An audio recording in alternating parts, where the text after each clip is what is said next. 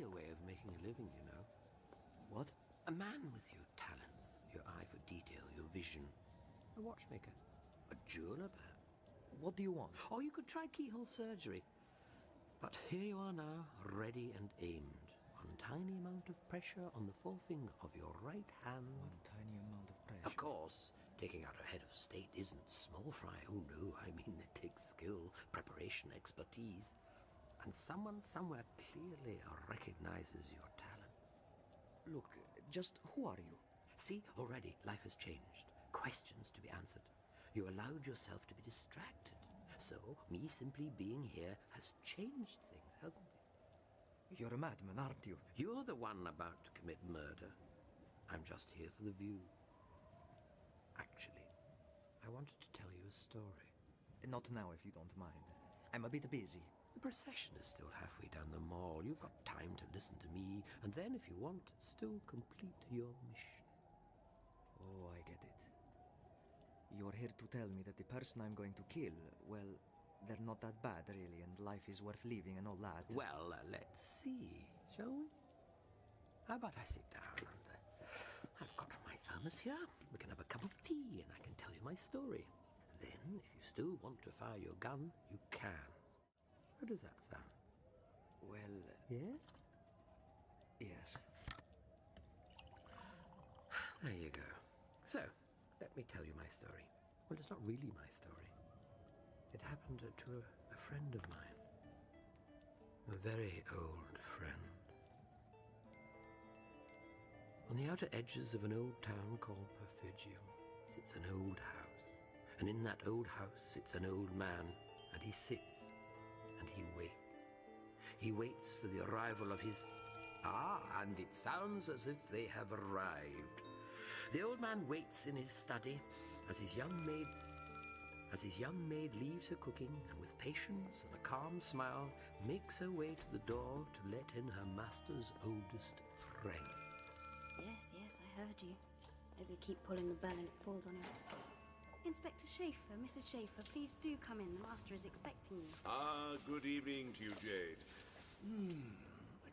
What is that divine smell? It's stuffed venison, sir. May I take your coat, ma'am? Yes, thank you. It smells exquisite, Jade. I swear the Empress herself doesn't eat as well as your master. Oh, thank you, sir. Very good of you to say so. I'm just saying it as it is, girl. Well, if you'd like to follow me, sir, ma'am, the master is waiting for you in his study. Lead on, Jade, lead on, and we shall follow. I do hope he's got the firelight. It's a bitter night out there. They do say there's a storm coming, sir. A storm? Don't worry, my love. I think we'll be well protected from the elements in here. I was more concerned about my... I think your street urchins will be able to take care of themselves for one night, my sweet. Yes, thank you. Through here, sir, ma'am. Sir, your guests have arrived. Victor and my beautiful Jacqueline. How are you? Come in, come in. Thank you, Jade. I'll call you when we're ready to dine. Very good, sir. John, you old rogue. How the devil are you? Not bad. Happy birthday, John. We were worried you were going to cancel this evening's little get-together. Oh, my dear, and miss out on a night of your companionship. Why ever would I do such a thing? Well, you haven't been at the sanatorium for days. Have you been ill? Well, Did you have a chill? Oh, you should wrap up warmer, you know. I'm fine. Really I am. I was a little out of sorts, but I'm all the better for seeing you two. How are you both? Muddling along, John, muddling along. Oh, where are my manners? Let me pour you both a drink. Wine? Oh, yes. Some of that delicious red you make yourself. Now, let me just... Just a small glass for Jacqueline. You know how flighty she gets. Come on now, Victor. Tonight is a celebration. Oh, I think I know my wife best. Thank you, John. Of course. My apologies. Here you go. There. Let's drink a toast to our good friend, Dr. John Smith, on this, the night of his birthday. And wishing you many more to come. Thank you both. We should also drink a toast to old Wollstonecroft for departing this mortal coil and leaving me this huge house and thus the lifestyle to which I'm rapidly becoming accustomed. And leaving you a wonderful maid. Jade? She's certainly a pretty young thing, John. Well, yes, I suppose she is. I believe she has a young man in town. Young men never have money or intelligence, though, John. Perhaps you... Victor? But she doesn't compare to my sweet and charitable Jacqueline. No. So you like what I've done with the study? I've tried to make it a little more homely. I'm afraid old Wollstonecraft had an unhealthy obsession with darkness. Oh, but it's a wonderful old house, apart from the curse. Ah, yes, the curse. Curse. The curse. Your beloved wife told me all about it. Bit of a family, When? Oh, just after I inherited the place. You tell him, John.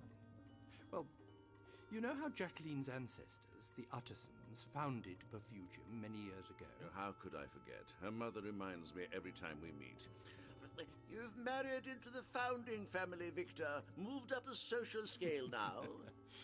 Well, the Uttersons were said to be a devout, disciplined family. Well, most of them. One of them, Sir Joseph Utterson, was, I believe, the black sheep of the family. A gambling drunk, he was said to cavort with whores and beggars. His family shunned him, so he built himself this house and continued his life of debauchery within these walls. Debauchery, eh? Doesn't sound that bad. But then one night he went too far. He procured himself a young girl, plied her with brandy and absinthe, believing her to be one of his ladies of the night, only she wasn't. And during their night of wickedness, she died. Her father, seeking revenge, slaughtered Sir Joseph and all his servants. And placed a curse on the house that whoever lived here would meet a similar fate. Oh, you have heard it. It's hardly the most original legend, my darling. Superstitious claptrap. Oh, Victor, you're no fun. Just think, the ghost of Sir Joseph could be in this very room. Boo! I'm afraid my wife has the same ridiculous sensibilities as ever, John. Oh, I nearly forgot. Your present. Oh, thank you both. Oh, really, I wasn't expecting Well, I wouldn't get too excited, old man. I'm afraid I've been rather busy with work, so Jacqueline had to choose it. Bound to be some ridiculous romantic rubbish. I'm sure it will be excellent. Shall I open it now or after dinner? Oh, after dinner. My stomach feels as if my throat's been cut. After dinner it is, then. If you'll both excuse me, I shall see how Jade is getting on. Of course. There you go again. Making a fool of yourself, Jacqueline. Fawning over him. He's not one of your charitable cases. And I see, my dear husband, that you are doing your best to ruin what could be a perfectly wonderful evening. What is the matter with you? There's been another murder. Oh, I'm so sorry. Was it the same as the others? Yes, another poor young girl. This one wasn't even... I had to tell her mother. Oh, Victor, I'm sorry. And was she? Like the others? Yes. All these years as an adjudicator, and I still cannot understand how anybody could do such a thing. And you're no nearer to finding the killer. No. He's playing with us. Playing? I hope you two aren't planning more games for later. If I remember correctly, last time, Victor, you managed to fleece me out of a great deal of money. No. Something amiss? No, we're fine, John. Is dinner ready? Indeed it is. Good, I'm famished. I swear I could eat a horse. Well, it's funny you should say that. Well, a lady should never arrive at the table unescorted. If you will each take one of my arms. There. Thank you. So, I believe you two were at the theatre the other evening. Oh, wait till I tell you about it, John. Victor, what did we think of Portentum?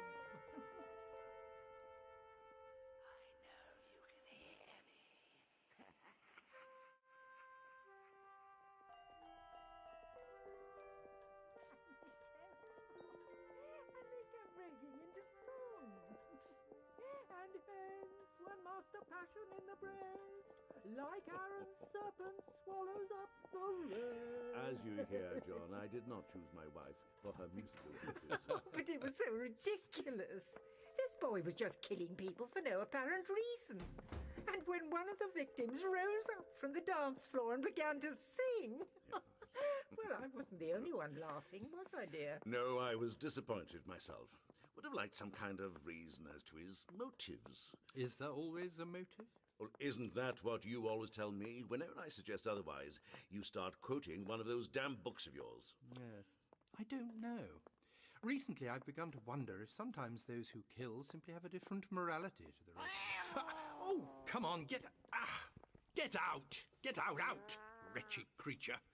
Oh, did the poor kitty get in the nasty man's way? Poor kitty, nothing. I swear the animal is cursed. At night, I'm positive I've seen its eyes glowing as it follows me around, waiting to pounce. Well, if you don't like it so, why keep it? It was in Wollstonecraft's will. I bequeath my good doctor, the man who has prolonged my life for these last few years, my house, my maid, and my vicious little beast of a cat. Go on, then. Out you go. Now, shall we eat?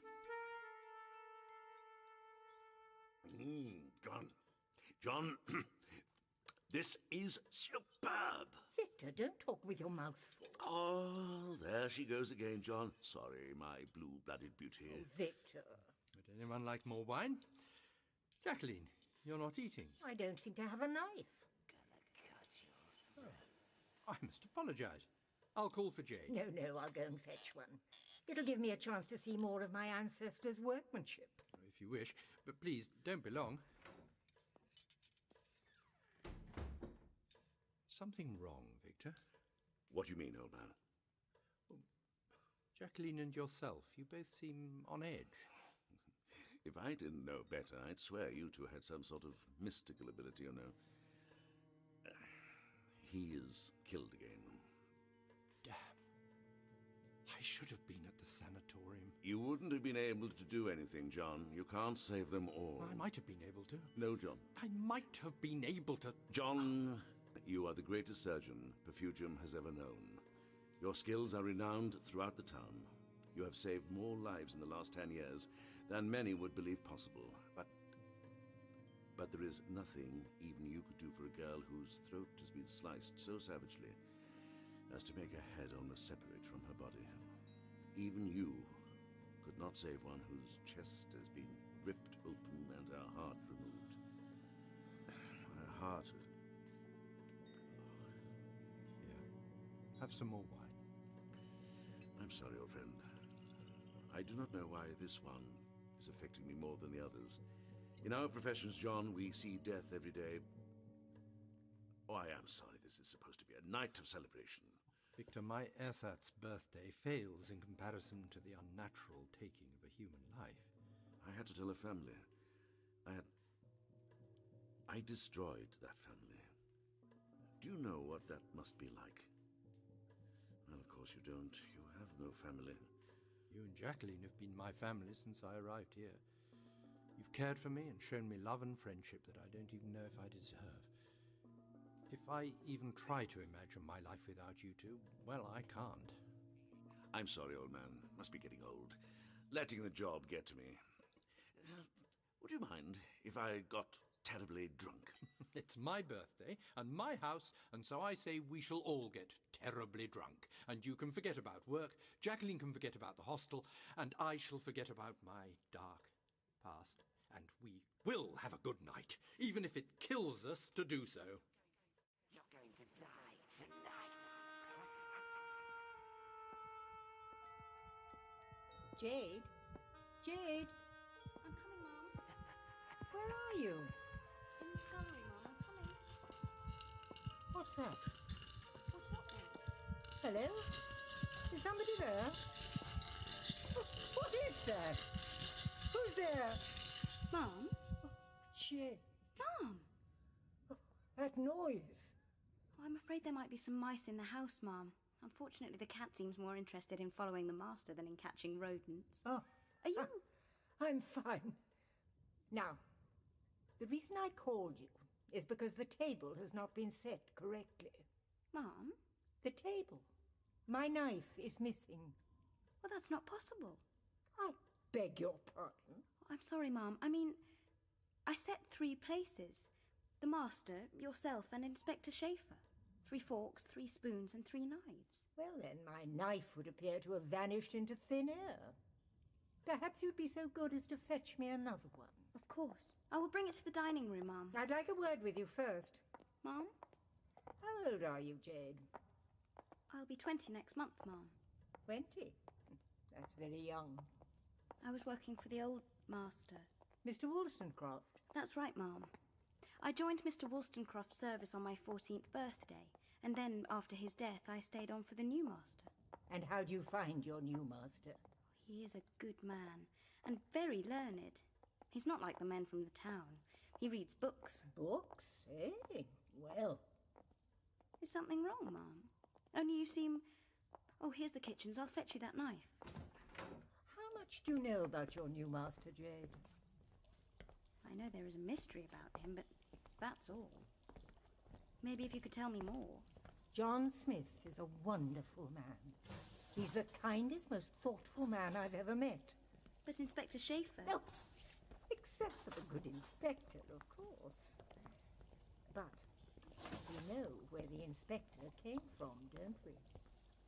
I'm not sure I understand, Ma'am. Here's your knife. Thank you. I know your master's appearance is, at first, off-putting. And I know that his amnesia can cause worry as to what Amnesia, Ma'am? What's that?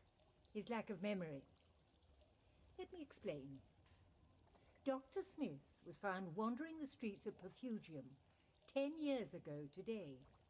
He has no memory of his previous life, no memory of who he was.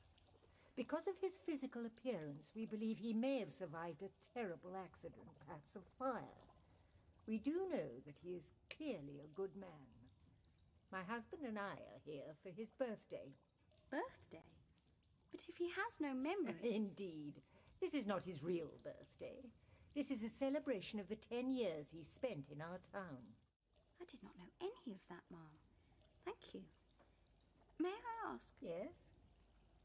Well, does he not know where he is from? That's correct. He's a man of mystery.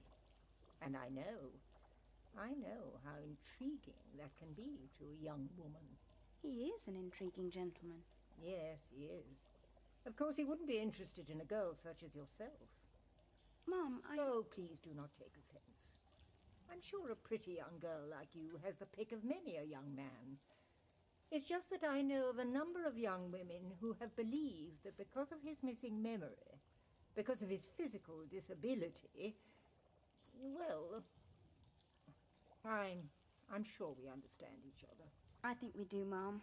If you'll excuse me, I must prepare dessert. Oh, good. What is it? Marinated figs with a raspberry coulis. The master's favourite. Wonderful. If you'll excuse me. Of course, Ma'am.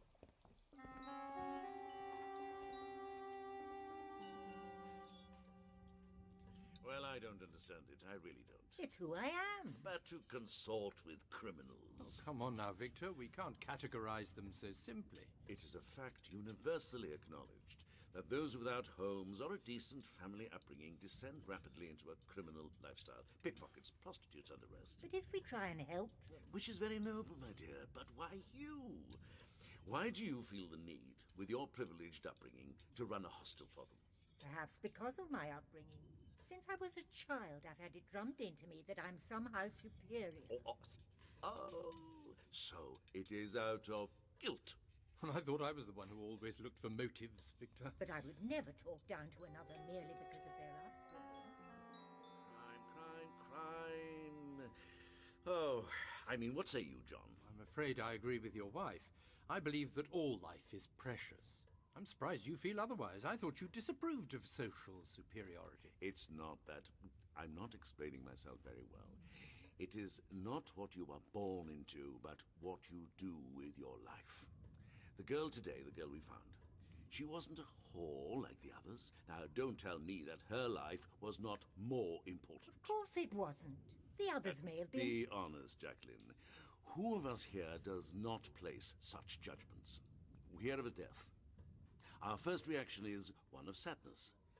We then discover that the victim was a prostitute or a member of a criminal gang, and we immediately, almost unconsciously, feel that it is therefore of less importance. Perhaps, in some small way, they deserved it. Much as I hate to agree I must. Perhaps it's a part of what makes us human. However, I do believe that Jacqueline's work is imperative if we're to improve. Still have had no luck. No. I must have read 1,000 or more books in an attempt to jog my memory. I visited hypnotists and specialists, and only the Empress knows who else. And yet, still I found no way to light the darkness in my mind. But let's not dwell on it. Not tonight. Ah, here's Jade with dessert. More wine, Victor? And so I said, fetch me everything on the menu. They must appreciate your patronage, Victor. Victor, are you drunk? What? No. Well, yes, actually. But while I'm standing... Just about. I want to make a speech. No. A toast. These last few days have not been easy for us, John, old friend. You have been ill and are no nearer to understanding what you are. I have seen things I would not wish on anyone, and I don't just mean that blasted musical. But tonight is a night to forget all that and to, well, let's have no more talk of death. Here. Or curses. Quite. Or prophecies. I think... And let us celebrate. It's good old Dr. John Smith's birthday. Except, it isn't, of course. I'm sorry, John. He was drinking before we arrived here. You know what he is. The blood! I can smell it on my hands! Victor! John, perhaps... Shut up! I don't turn to him. He doesn't even know who he is. Who are you, John, old friend? You can't remember. What are you hiding? And look at you. What are you? What are you?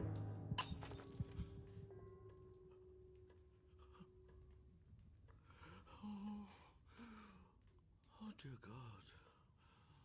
Oh, John, I am so sorry. I don't even know what I'm saying. Victor, what's happening to you? I don't know. John? Oh, I'm so truly sorry. Please. I must have drunk more wine than I thought. Please, forgive me. John? I didn't know you thought this way, Victor. I don't. It's as if something is in my head, trying to... Oh, I cannot apologize enough, John. And you, Jacqueline? Do you believe that I'm hiding something? No, of course not. And neither does Victor. Do you, Victor? No, please. You're old friend. obviously under a great deal of pressure. The horrors you've seen recently must have... Well, it must be very difficult. But I assure you, Victor, I'm not trying to hide anything. I would give anything to know my past. Anything to know what? Who I am. I know you would. I don't understand why I... perhaps I should seek medical help. I don't know. Now you're questioning my skills as a doctor. No, of course not. No. I am sorry. No, it's partly my fault. Homemade wine is always stronger. Yes. Perhaps I should not have drunk so much. It's forgotten. The murders are making you see shadows where there are none. You see the world, you see people as good or bad. Law-abiding citizens or criminals. And you believe that it's something in them that causes them to be this way. Perhaps because we don't know what I was, you find it harder to categorize me. But I do know. You are a good doctor and a damn good friend. Why would I wish... Please, let's think nothing of it. We should retire to the study. Oh, yes. And there's your present. Really? I assumed Victor's performance there was my gift. An extract from Portentum, no? Just promise me one thing, Victor. Anything, John. Don't start singing.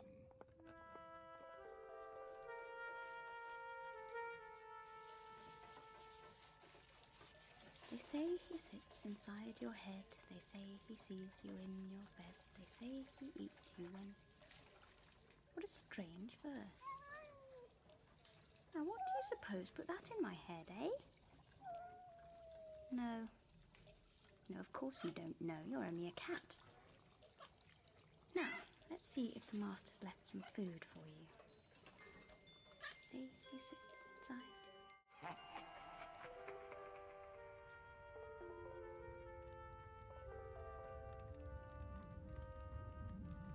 That wind is really starting to pick up.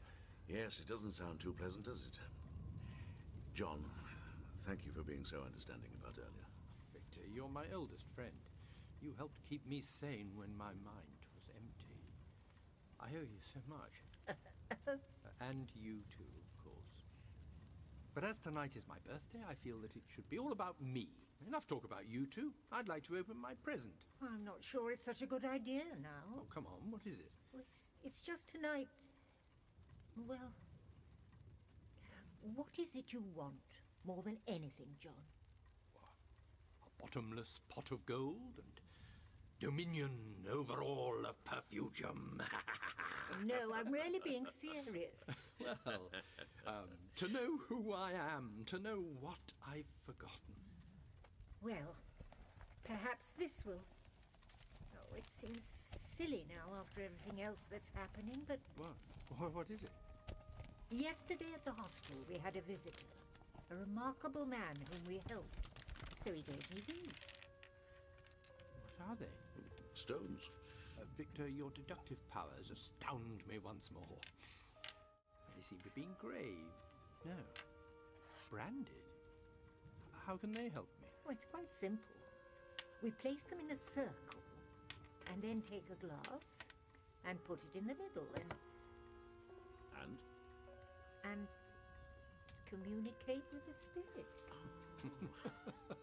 Well, if you're both just going to ridicule the idea... No. I'm sorry, Jacqueline. It was a wonderful thought, and who knows, science has failed to answer our questions. Well, Victor, are you game? Oh, why not? So, come on, darling. What must we do? Well, stop laughing for one.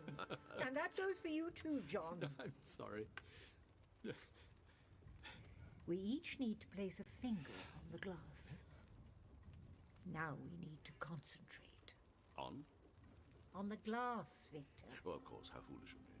Concentrate. What's supposed to happen? Apparently, if a spirit chooses to communicate with us, then the glass will start moving. He or she will start spelling out their name, and then we can ask it questions. And you think the spirits will know who I was? Well, no one else does. Behind you. Gonna cut your throats.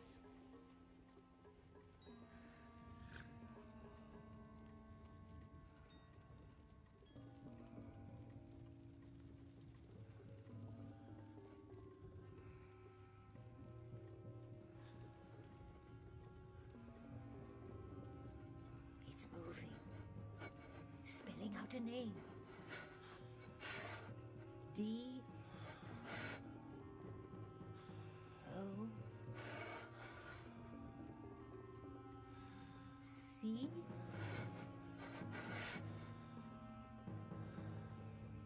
T...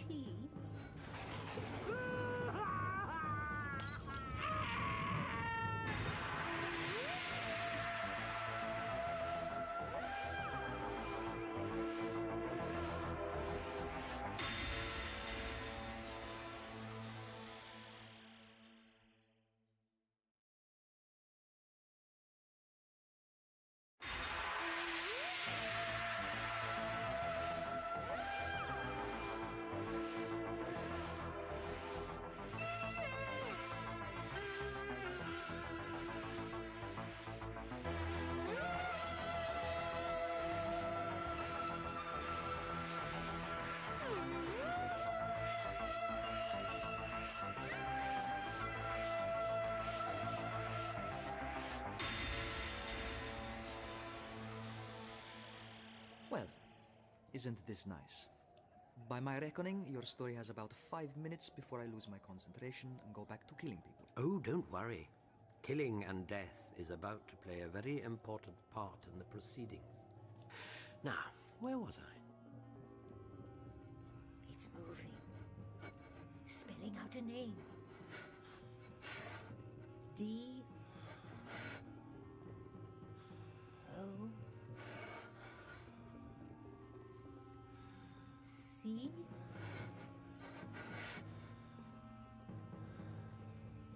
T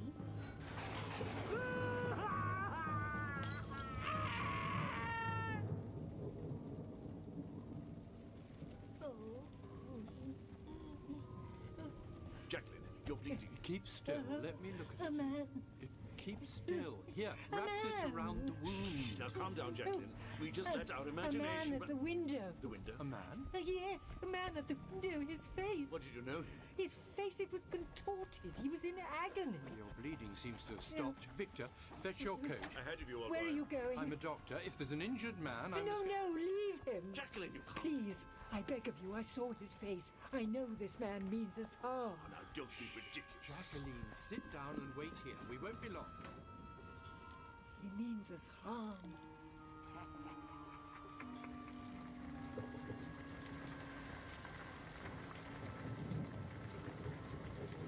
Can you see him? This blasted rain, I can't see him. I found him. Where? Where are you? Over here. He looks in a bad way, John. Don't move him. Here. We'll have to get him inside.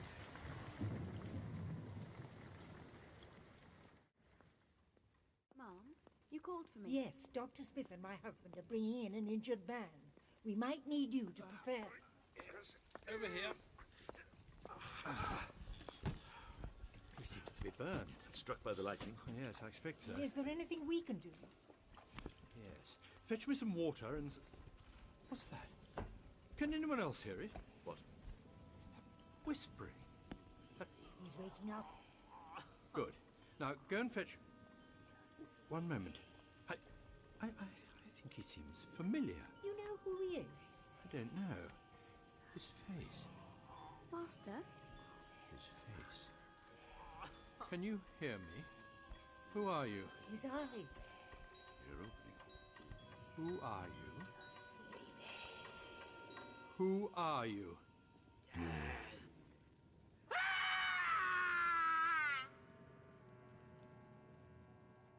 Well, that's nice. This really is a cheerful tale. Well, I never said it would be a happy story. So, I'm about to kill someone, and to convince me that life is for living, you're telling me a story about a group of hypocrites. Hypocrites? Yes, that Jacqueline. 1 minute she's all sweetness and light. The next she's having a go at the maid. Jade? Yes, Jade. And Victor. He's no better. You old rogue. And yet he obviously doesn't trust John. In fact, John seems to be the only sane one in the house, and he doesn't even know who he is. And as for that bloke they found, who are you? Death. He's obviously going to be another nutter. Really? Yeah, listen, friend. If you're going to tell a story, you should put at least one likable character in it. Is this a ghost story? It's a true story. So do you believe in ghosts? Don't know. But yes, maybe the ghost of Sir Whatsit is channeling itself through John, and that... Are you telling the story, or am I? Oh yes, sorry.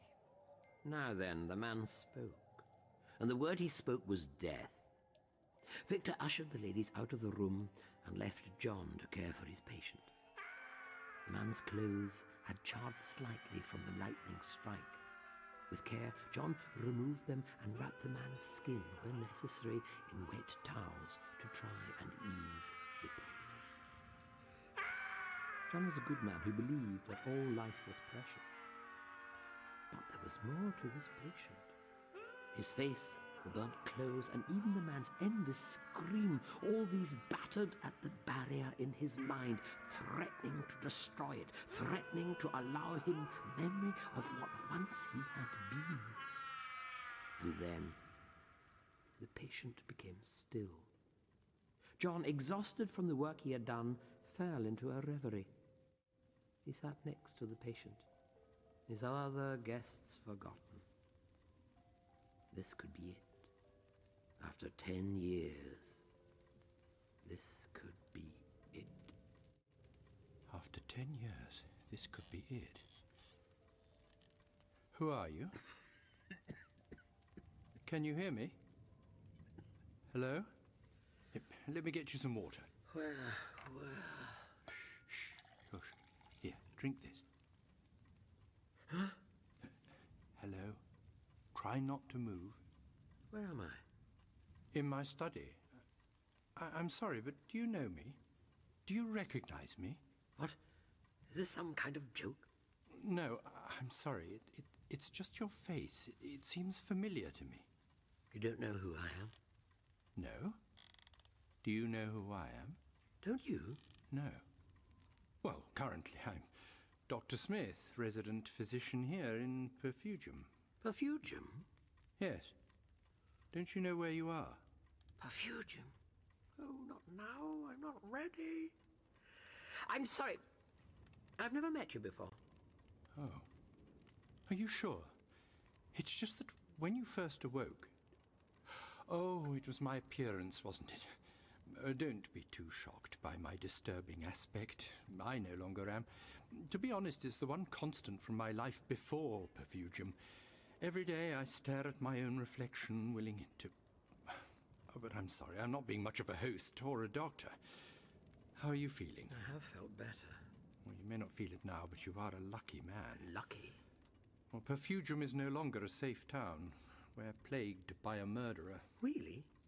I thought when the colonists settled here, they based their society on what they perceived as a highly moralistic template. Very Edwardian. Terribly hot on morals, those Edwardians. And hypocrisy. Yes, it's a shocking affair. I presume you're not from Perfugium yourself? No, I thought not. Will you tell me about the murders? Why do you want to know about them? I came to Perfugium to find a friend of mine.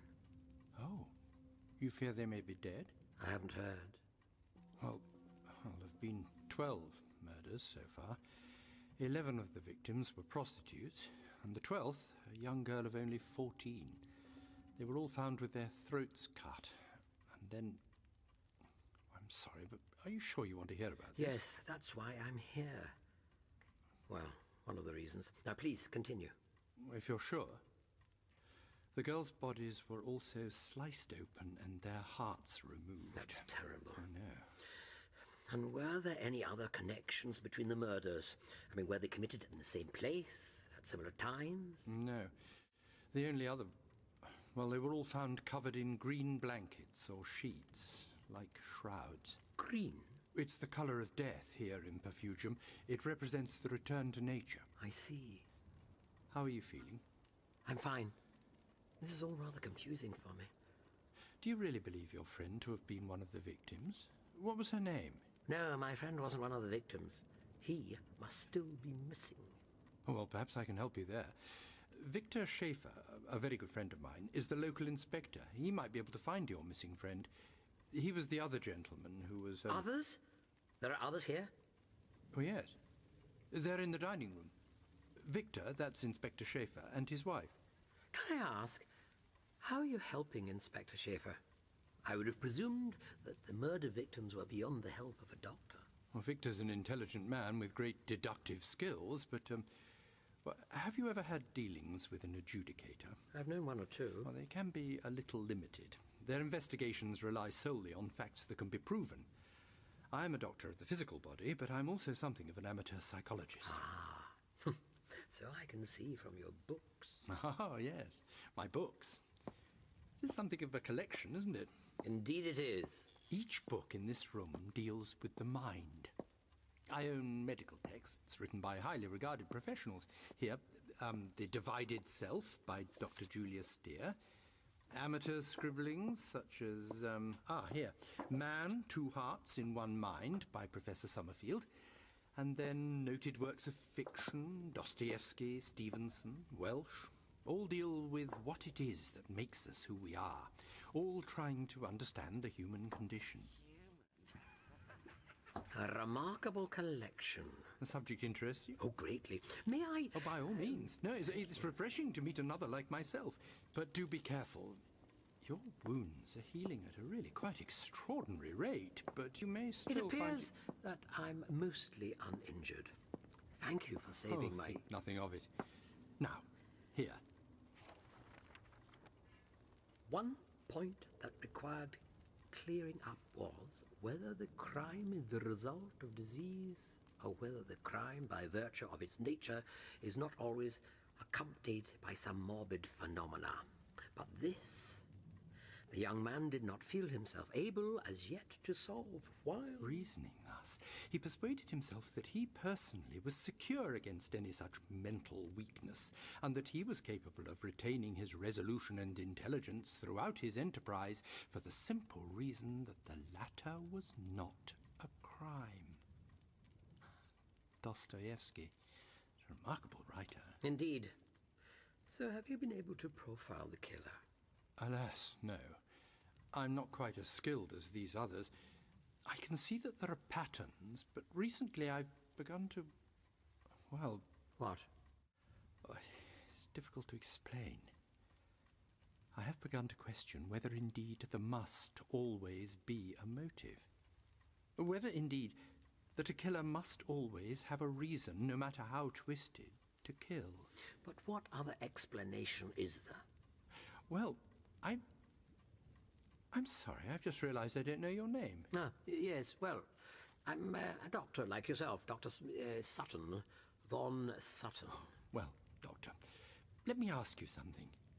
All these books here try to unravel the motives of why people behave in the way that they do. But what if, in some cases, there is no motive, no reason? Tell me, Doctor, do you believe in evil? Why do you? Do you believe that evil, as a concept, exists? Somebody once told me that exposure to evil, even the smallest amount, can corrode the soul. So they believed it to be substantial, tangible, perhaps. And what did you say? Well, that evil is relative. So you don't believe in it, then? Oh, I believe that people can commit terrible acts, such as murder. But there is usually a motive. But not always. What do you mean? I mean, I don't know. There isn't always a motive. What if someone commits murder just because that's what they are? I see. You mean if nature, as opposed to nurture, has defined them? Exactly.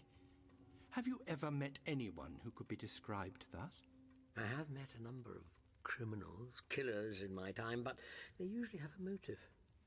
There's usually a reason that makes sense to them, at least, but there was one man. He had no motive for what he did?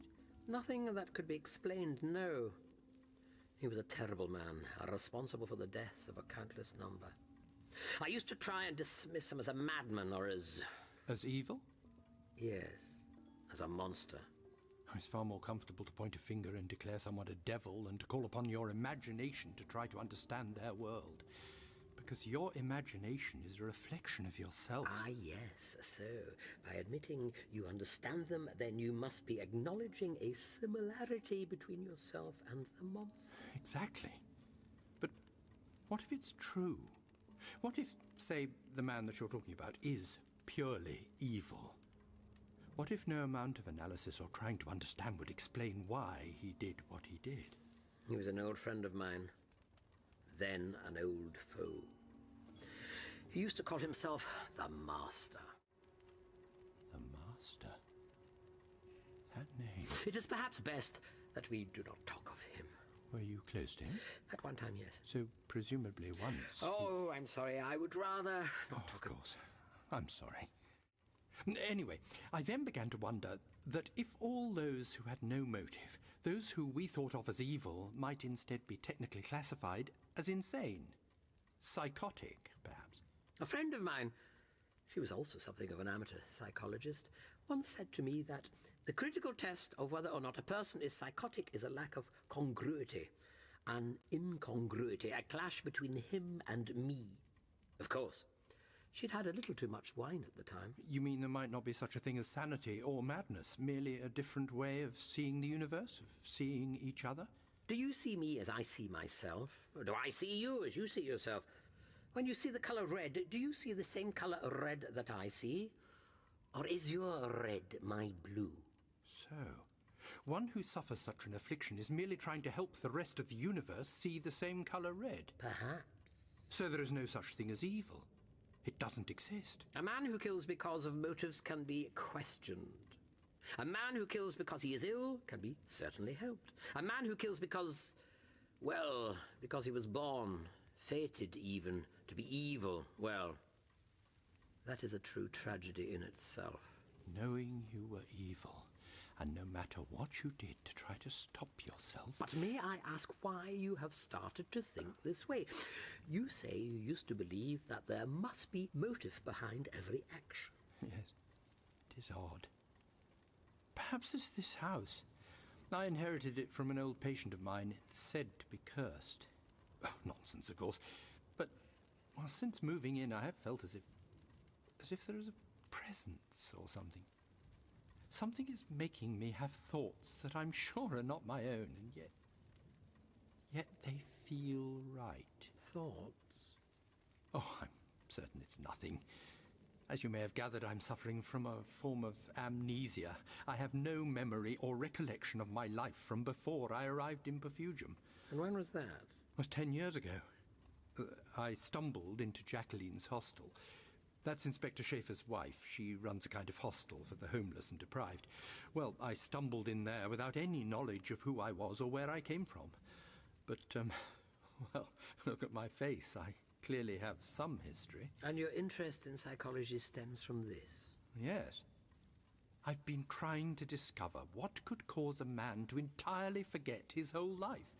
A traumatic incident of some sort, perhaps a fire, which would explain my physical condition as well as my mental one. Fire?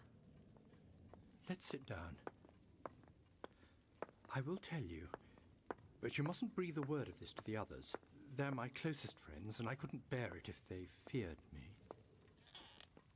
It's odd that I feel I can talk to you, as if we've known each other for years.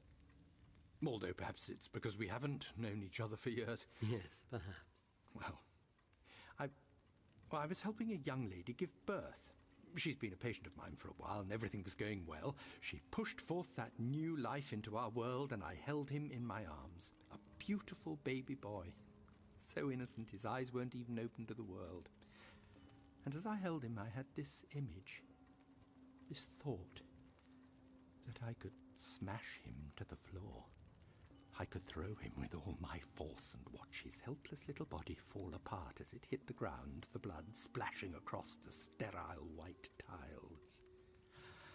I could take his life as easily as I had helped bring him into the world. But you didn't? Oh, of course not. Well, I could never harm anyone, especially not a newborn child. But why did I think it? Why would I? Unless it's some kind of flashback to my previous life. But then what would be my motive for such an act? It would be an act of pure evil. So you fear that despite everything deep down inside of you, you are evil. These fantasies, you fear that they may be representative of what you once were? I don't know. I hope not. I would almost prefer to believe in the curse. Ah, yes, this curse. Oh, it's obvious and cliched. Many years ago there was a death in this house, and people believe that those who live here will suffer from madness or fall victim to a violent death. And the others, your friends, have they been affected? Well, that's why I've invited them here. I cannot believe myself that I've been so manipulative, but I invited them here to see if they would notice anything. Victor, like I say, is a very pragmatic man, almost stubborn in his belief in facts and facts alone. Jacqueline, on the other hand, is almost foolish in her readiness to believe in anything. And has anything happened tonight? Oh, you mean other than the rather obvious cliché of a mystery man arriving in a storm? Other than that, yes. Well, Victor suddenly turned on me earlier. He seems to be being affected by something. I actually feel quite guilty for inviting him here. The latest murder has affected him deeply, and I'm sure whatever's happening tonight cannot be helping. Also, he seems to be forming prejudices. He almost seems to believe that criminals are the way they are because of what they are. Nature, not nurture again. Yes, it's so refreshing to meet I someone... must ask you something. I think I know what it will be, but go on. The murders. Am I committing them? Well, I wouldn't want to be I can see you're an intelligent man, Doctor. And I'd be most surprised if that most obvious of conclusions hadn't occurred to you. Here I am, a man with no memory of what I once was. A man who fears that something may be happening to him. A man almost morbidly obsessed with the concept of evil and what motive man might have for murder. And a terrible wave of murders are currently being committed by, one can only assume, a madman. Well, if I am the cliched man from nowhere, then... I am the cliched madman helping the inspector whilst in actuality committing the crimes. So how can you be sure that it is not you? For a while I feared it was. But then a few days ago I disturbed an intruder. A man, I don't know who he was in here rifling through that cabinet over there. I was so angry with him. I actually felt sick with anger at this creature going through my own personal belongings. I crept up behind him and raised a poker ready to strike. And then I froze. I couldn't do it. It must have looked almost comical as I stood there trying to regain control of my own arm, but I couldn't. He turned around, knocked me down and left. So you see, Doctor, it is impossible for me to kill. Well, that doesn't really prove... Well, maybe not, but it's what I believe. Whatever these thoughts are, they're not of my own making. And Victor's behavior tonight is proving my theory that there is something in this house, be it a curse or a ghost. It's either that or madness. See, the ghost doesn't like us talking about him. Either that or he doesn't like your taste in books. So, the question is, will you stay and help us? I don't know. I really think I should be going. Well, the storm is still raging outside, Doctor. You wouldn't get very far. No, I wouldn't, would I? Of course, I won't press the matter. There are strange things happening, but I'm sure that we have nothing to fear. You don't sound totally convinced. No.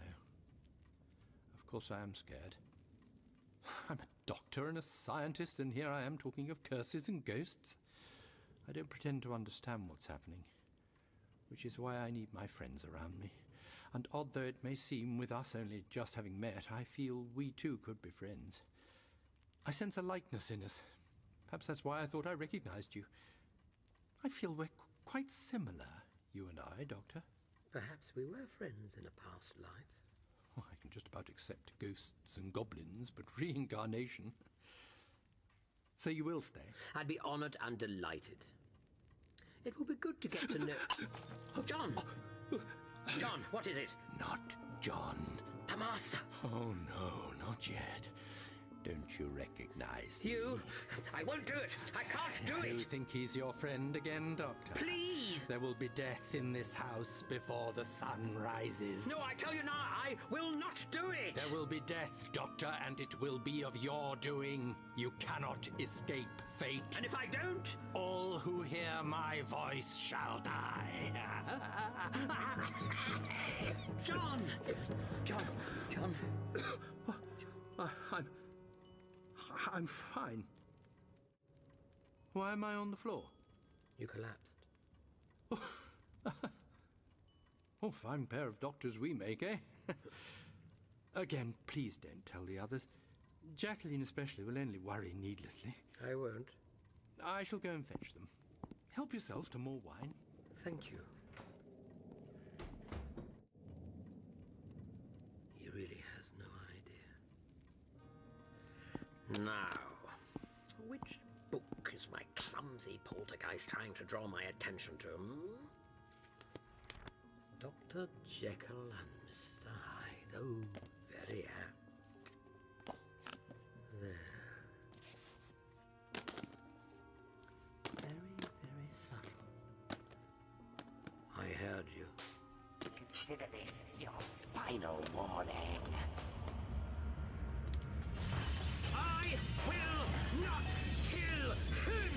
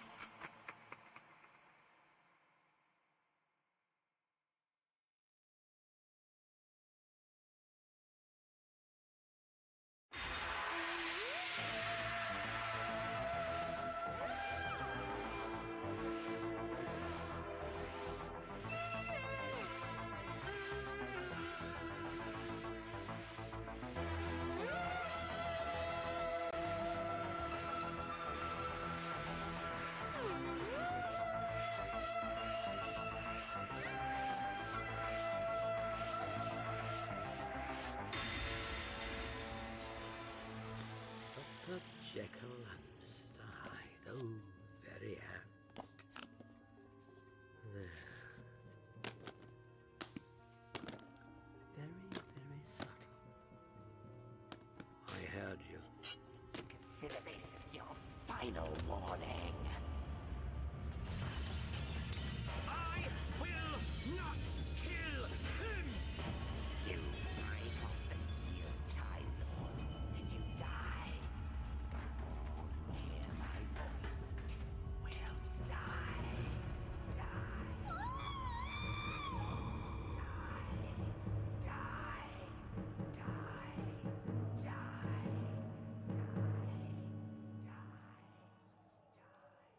So is John really this master guy? Only if we take the visitor's word as gospel. Do you always believe in what you're told? Such as this story? I don't know. And it wasn't this master who possessed John. So someone else in the house isn't what they seem. Someone or something. I knew you were going to say that. I must be getting obvious in my old age. Do you want me to continue? Yeah. Wait a minute, though. What were Jacqueline and Victor doing through all that? Waiting for John, mainly. After the arrival of the mysterious stranger, Victor had escorted Jacqueline and Jade to the dining room. There they sat, mostly in silence. Silence, though, was a difficult activity for the blustering inspector.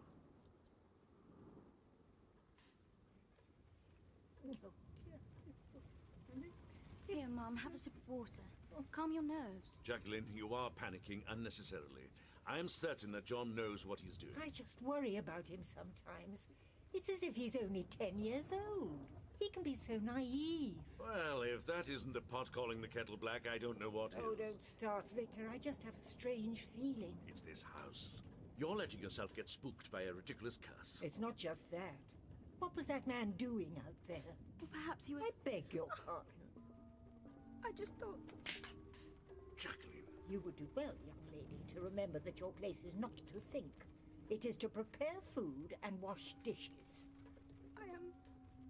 I am sorry, Mum. I will... Jacqueline, what in the name of all that is holy has got into you? I don't know. Did I just hit Jade? Yes. Well, she's naught but a servant, and what am I saying? I do not know. You see, Victor, there is something happening. It's like earlier, when you shouted at John. It wasn't like you. Well, that certainly wasn't like you. It is like I say, it's this house. We have to tell John that if... Tell me what? There is something... Nothing, John. It's... How's the stranger? He is quite an extraordinary man. We have so much in common. He's almost as intelligent as I. Yes. Well, he's going to stay for the evening. Are we to return to the study? Well, if that's what Good. you want. Because we were running out of wine anyway. Come along, Jacqueline. John...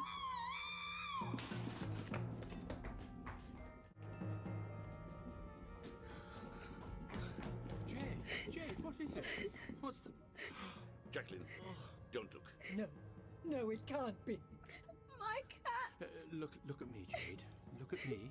My cat! Look into my eyes, Jade. I am your master, and you...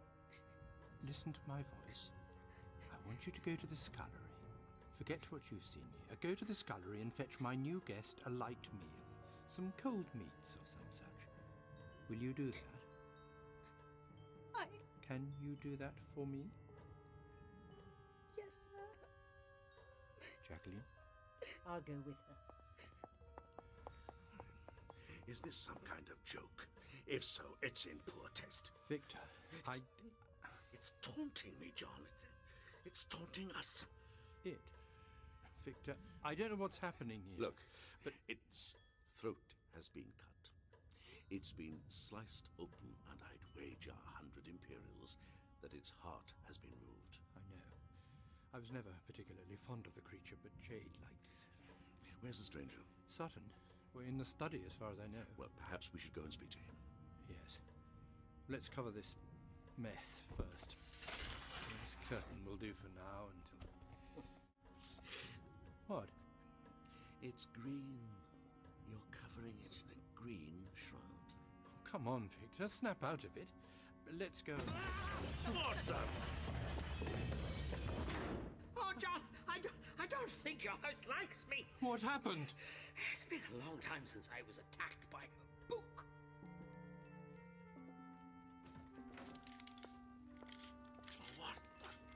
What has happened in here? Quickly, close the doors. Keep the ladies out for now. Dr. Sutton, are you all right? Can you hear me? And yet, when I looked upon that ugly idol in the glass, I was conscious of no repugnance, rather of a leap of welcome. Dear God, the man's Quoting Stevenson. John, what's happened? Well, we were rather hoping you could tell us. Victor, please, remain calm. But look at the mess he's made of your study. I hardly think our friend here did all this, do you?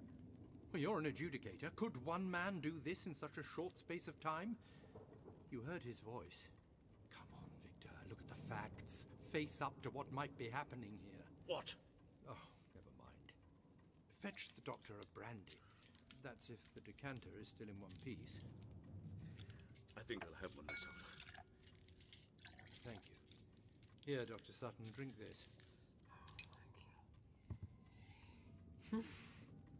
Deja vu. Indeed.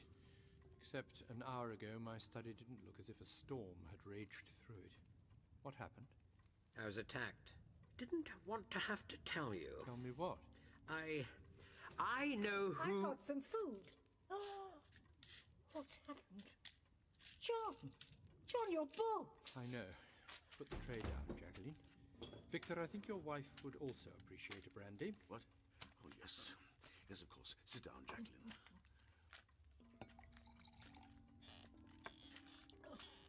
What is happening here? I think I owe you both an explanation.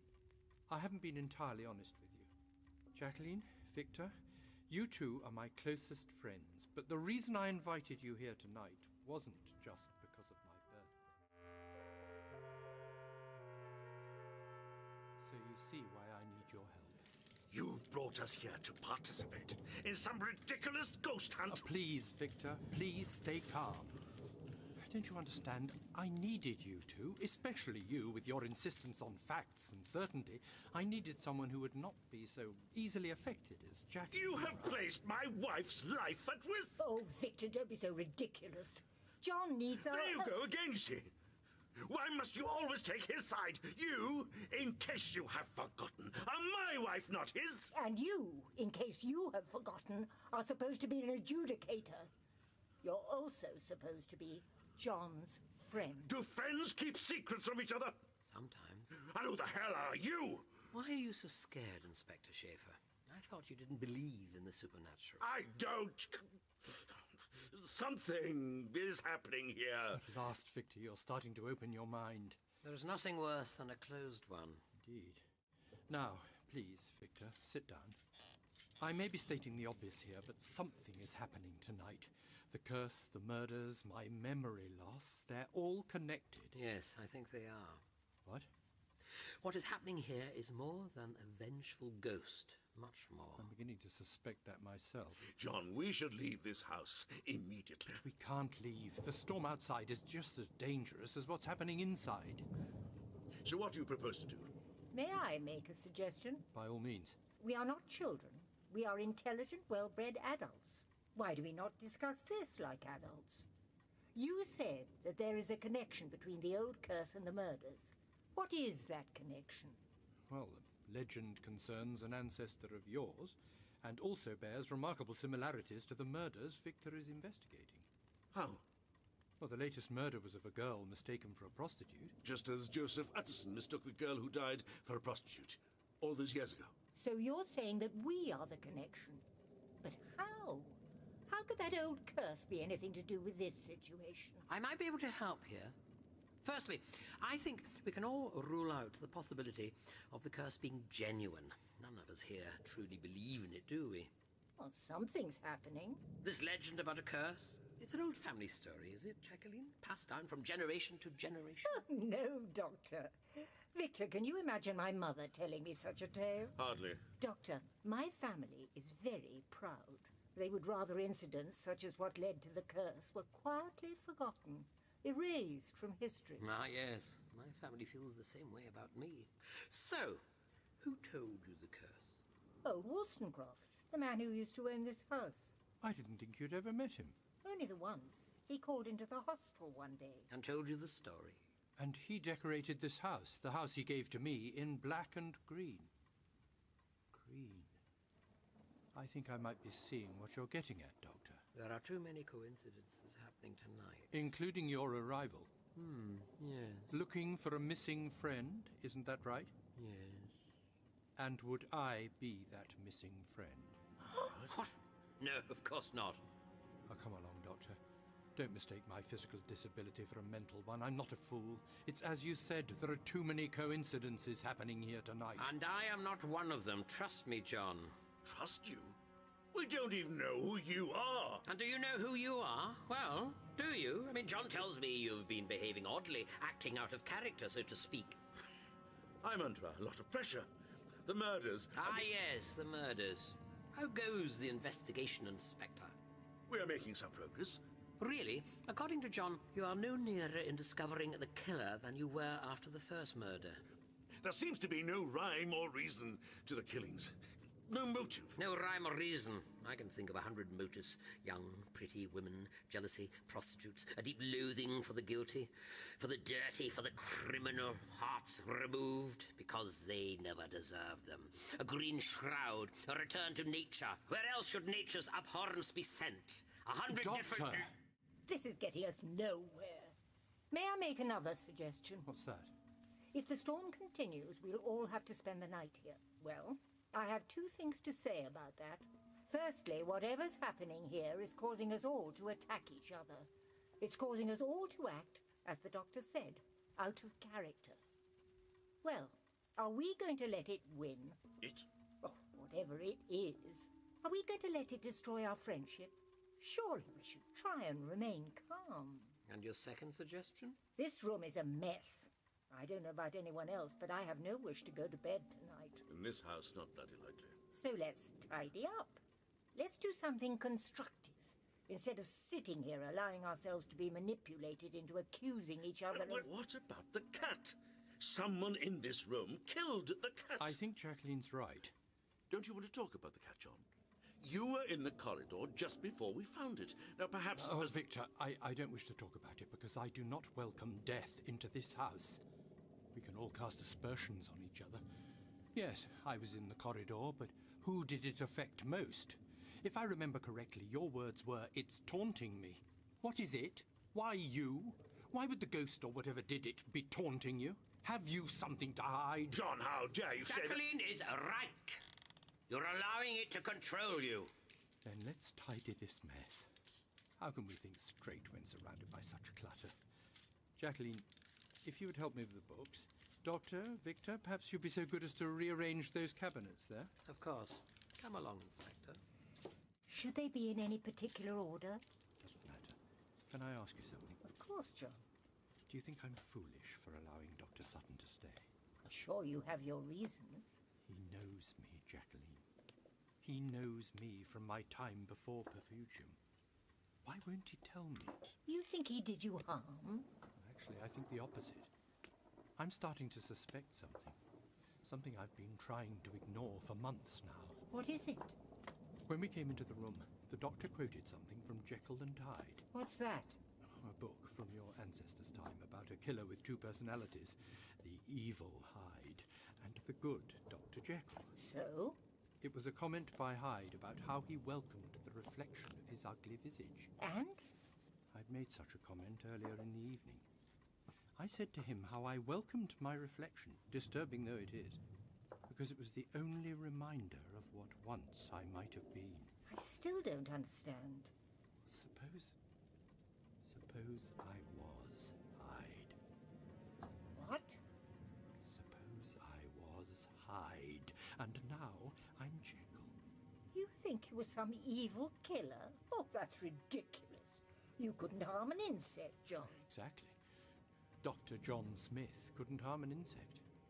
Man is not truly one, but truly two. The good, honest, life-saving Dr. Jekyll and the evil, murdering Hyde. He is doing something to you. You've never considered that before. Think about your books, John. Motives, reasons, psychoanalysis. You say it yourself constantly. We are complex beings. I will not believe it of you. He's scared, Jacqueline. He's scared of me. He's absolutely terrified that I might discover the truth. What was I? What was I? Perhaps then it is better that you do not know. Your life here... The murders. I have to know. You think it might be you? Too many coincidences, remember? It's as if there is something inside of me struggling to break free. I have to know what it is. Jacqueline, I have to know what I am. What's that? It's a knife. A dinner knife.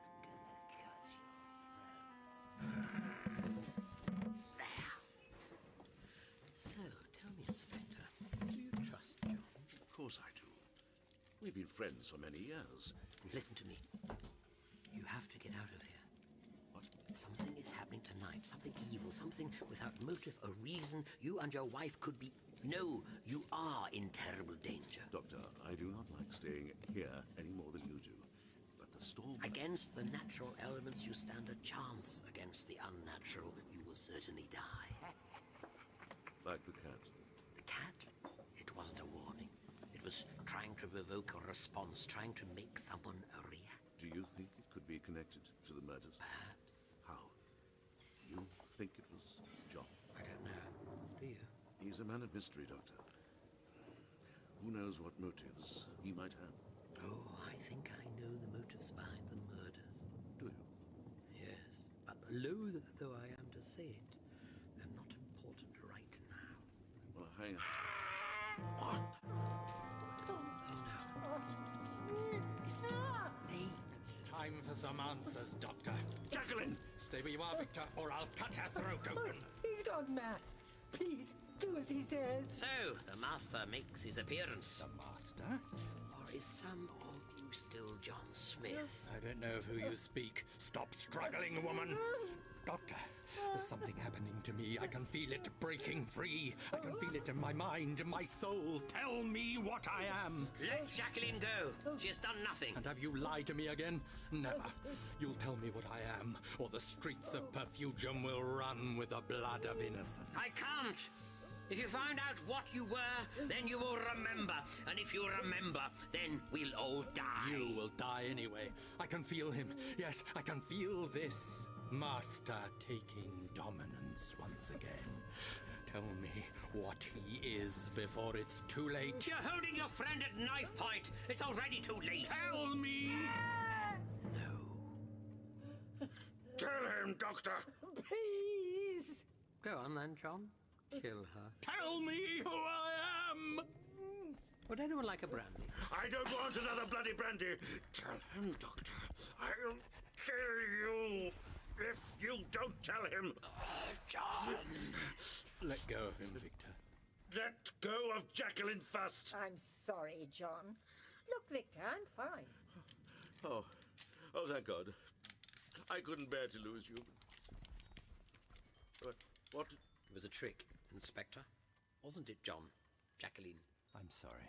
Jacqueline? John needs to know who he is, Victor. We agree that if he pretended to, well, threaten me, that perhaps the doctor would... You put me through that. I'm sorry, Victor. Truly I am, but... You put me through that. For him. We're sorry, Victor. You shut the hell up! Do you know what I do for you, woman? Do you know what lengths I go to protect you from harm? Do you? Well, do you? I'm sorry, Victor. How could you? How could you do? Oh, shh, sorry. Oh, I'm sorry. Shh, now. Happy, Dr. Smith? How can I be happy? How can I be anything? I have to know what I was. Tell me, Doctor. Did I kill someone? Are you scared that I'll kill again? Am I killing already? I didn't want... Oh, she's done a good job. Manipulated the whole situation. The curse, the murders even. All for tonight. All to make me helpless. What are you talking about? Sit down. Sit down and I will tell you what once you were. Yes, who was he then? Come on. And so the stranger spoke. He told him of two young boys growing up together in a land far, far away from Perfugium. Their world was one of rules, a stuffy, class-ridden society. And as Jacqueline Schaefer had striven to escape her social chains, so they strove to shatter their own. They would run away from their classes, run free through fields and forests. Often, as they tired of running, they would sit by the river and stare up at the stars. They would talk of how one day they would be truly free, and how they would wander the stars and see the universe. They were united in their yearnings to escape and be free. They were, however, also united in their suffering at the hands of another. Another boy would torment and bully them, for he saw them as simply ants. One day the ants revolted. They'd been playing on the banks of the river Lethe when Torvik, for that was the bully's name, appeared. He wasn't evil. He was just another naughty young child trying to break the rules. He found the two boys sat by the river. Without warning, he jumped. He pulled one of them down to the water, grabbed his head and pushed it into the flowing stream. The child struggled vainly as the water went up his nose and down his throat. Torvik wasn't going to drown him. He was merely doing what bullies do, seeking control. But what about the other boy? What did he do? This is where it all began. Usually, when Torvik tormented one of them, the other would sit and wait, helpless. But this time, something awoke in the other child. A blind fury, an anger, sick with anger. He charged at Torvik, stopping only to pick up a large stone on the way. Torvik never stood a chance. The murderer pulled his friend from the water, and they stood there in silence, watched as the blood flowed from Torvik's shattered skull, watched as the blood flowed into the stream, watched unable to comprehend what one of them had done. The other boy, being of a sounder mind, realized immediately what punishment they would face. But they had only been trying to protect themselves. One of them had taken a life. They knew that if they were caught, they would never realize their hopes for freedom. They would never see the universe. What did they do? They pulled Torvik's body from the river. They pulled him onto dry land. They covered his body in branches from the trees. Then, together as one, they set the funeral pyre alight. And together, holding hands, they watched as his body burned. They watched as Torvik's skin bubbled and burned and became smoke. They watched as they sent him back to nature. And they were never caught? They were never caught. They returned to their homes as if nothing had happened, and as the years went by, the boys grew up and apart. They never once spoke again of that dreadful day. Years later, one of them left their home for reasons too complicated to go into, and he became known as the Doctor. He travelled the universe, always with friends, doing good wherever he could, perhaps in some small way to try and make up for what he had done that day. The other, the one who had smashed Torvik's head into a bloody pulp, became distant as the guilt and hatred ate away at him, gnawing at his soul. He too left their home. He too travelled the universe, but always alone, doing whatever he could to survive. But something was growing inside of him. Evil. Wherever he travelled, so he brought death. He had no motives, no reasons. He was the master. And that's who John Smith is. And the stranger told them of the master. He told them of his ridiculous schemes and plans, his plans to control the universe. He had no motive. There was no reason. There was only one certainty with the master, and that was that he would bring death. He was, beyond all doubt, evil. He told them of worlds destroyed and families devastated. He told them of how the master would kill and kill and kill, of how thousands, no, millions had died at his hands. His once accomplice, his oldest friend, the doctor, became his oldest foe. And Dr. Sutton was this doctor. He was. Well, That's an awful, tragic story. Stuff and nonsense. Victor, be quiet. John, how are you feeling? so it's all true. I'm so sorry. I am evil. I am fated to kill. Perhaps I was trying to make the universe see the same color red as I do. No, it's not true. It is, I'm afraid. You should leave. Jacqueline, Victor, you both should leave. John, we're your friends. I'm your friend. I will not leave you, not like... Like I did. But the curse, the murders, the ghost. Are you expecting us to believe that John is responsible for all this? How could he cause us to act so oddly as we did earlier? Because our race have certain telepathic abilities. I believe that as John's As real my self... hide tried to escape this Jekyll shell, so your true beliefs tried to escape Jacqueline. You're a good woman and a wonderful person, but you're not perfect. You do so much good, but deep down there are darker sides to your personality. You have prejudices that, try as you might, you can't control.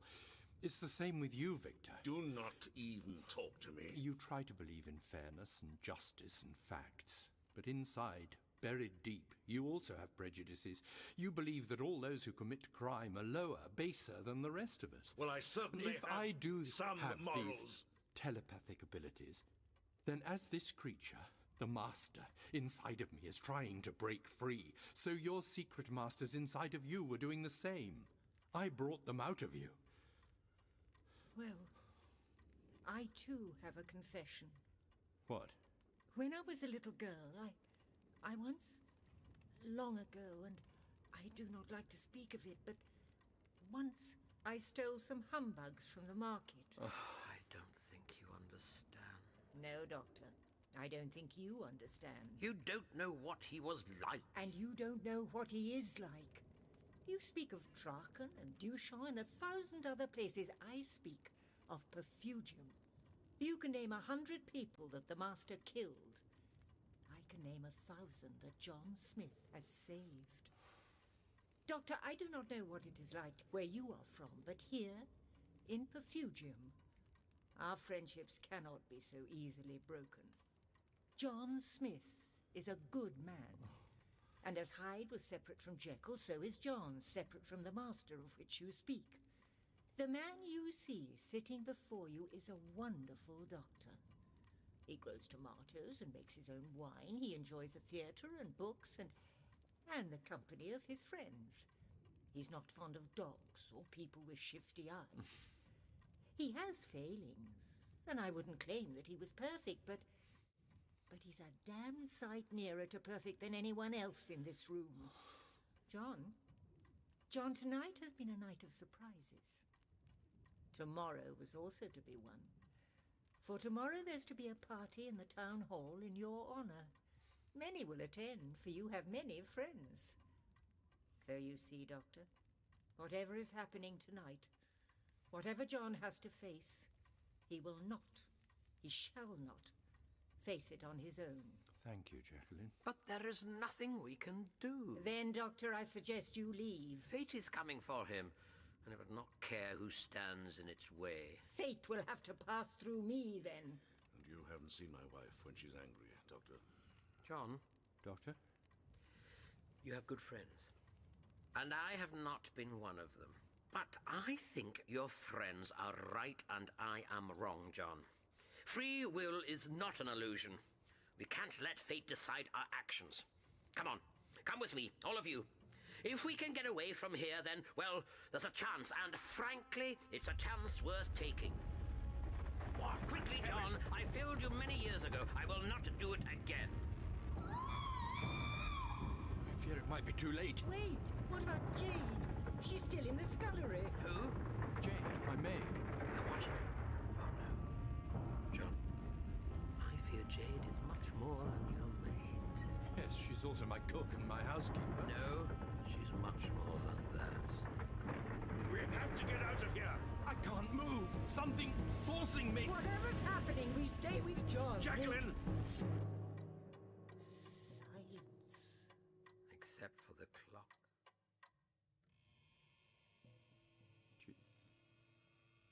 Jade? Hello, sir. Jade? What is it? Please, sir. Now the masks have dropped, can we address each other by our proper names? We're no longer John Smith and Jade, his servant. You are my servant, the Master. But then who are you? Me, sir? Oh, I'm Death.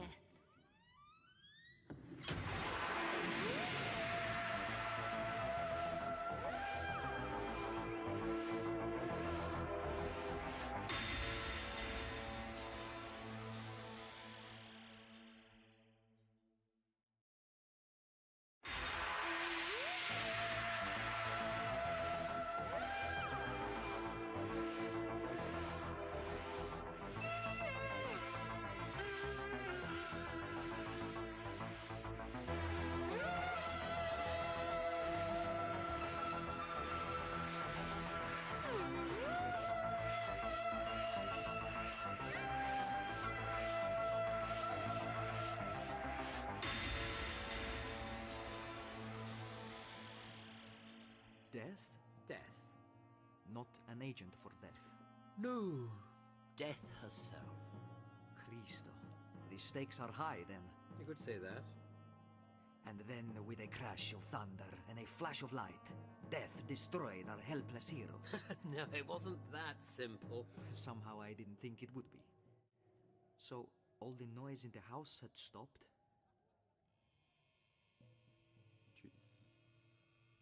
Jade? Hello, sir. Jade? What is it? Please, sir. Now the masks have dropped, can we address each other by our proper names? We're no longer John Smith and Jade, his servant. You are my servant, the Master. But then who are you? Me, sir? Oh, I'm Death. You know what? That entrance was even more dramatic than I'd hoped it would be. I do so enjoy a stunned silence. So much more suitable than... John, old devil, your lovely bit of stuff seems to have lost the plot.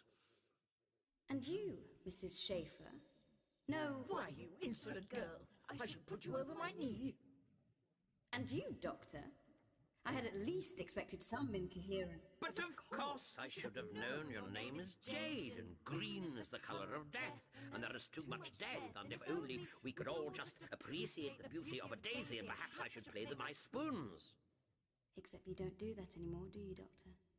Don't play your spoons. Don't mix your metaphors. Don't have fun. Too busy destroying planets, tidying up your previous mistakes. Dreary navel gazing. Jade, I don't know who you are. I'm Or Death. what you want, but leave these other three. It's patently obvious that it's me you have a quarrel with. Oh, he's so brave, isn't he? Jacqueline? I can That's see Mrs. why. Schaefer to you. Jacqueline, Doesn't she ever shut up?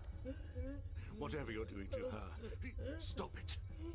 Say please. Please. Why? You've all had your own moments of glory. Forgot about poor old Jade down in the scullery, didn't you? I mean, I really think it's my turn now. Please. Oh, all right. Since you are so nice. There. Jacqueline. I'm... Shh, everything will be fine. I won't cry. Won't give her that satisfaction. You're very quiet, Doctor. I don't really Not know you, what... the real Doctor. Let them go. Doctor, I appreciate you trying, but surely this is between Jade and myself. Oh, Doctor.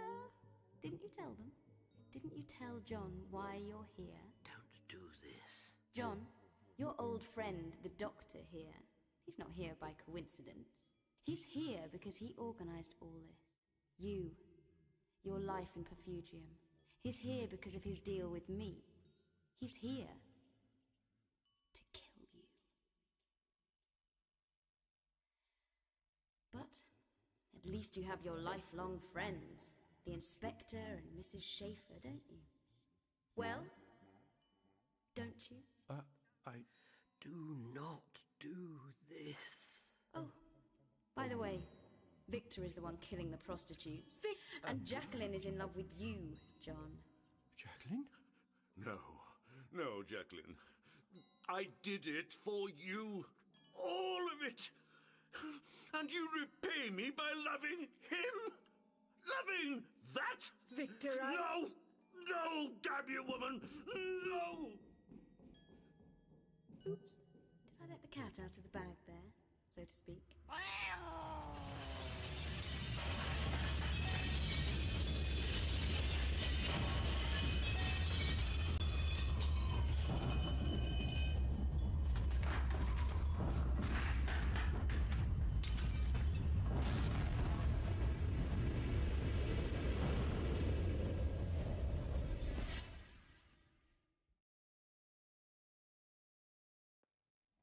Hello? Hello? Is anyone there? John? Victor?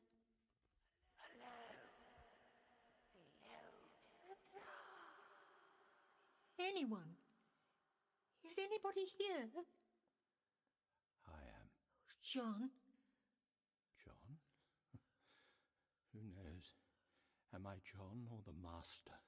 Who knows anything anymore? Where are you? Over here. Follow my voice. Or are you scared of me? Oh, I'm bloody terrified. Me too. Never did like the darkness. What about the others? Doctor? Jade? Victor? He ran out. Do you think she was telling the truth? You saw his reaction. What do you think? I can't believe it. Seems we all had secrets. Yes. Was she telling the truth about you?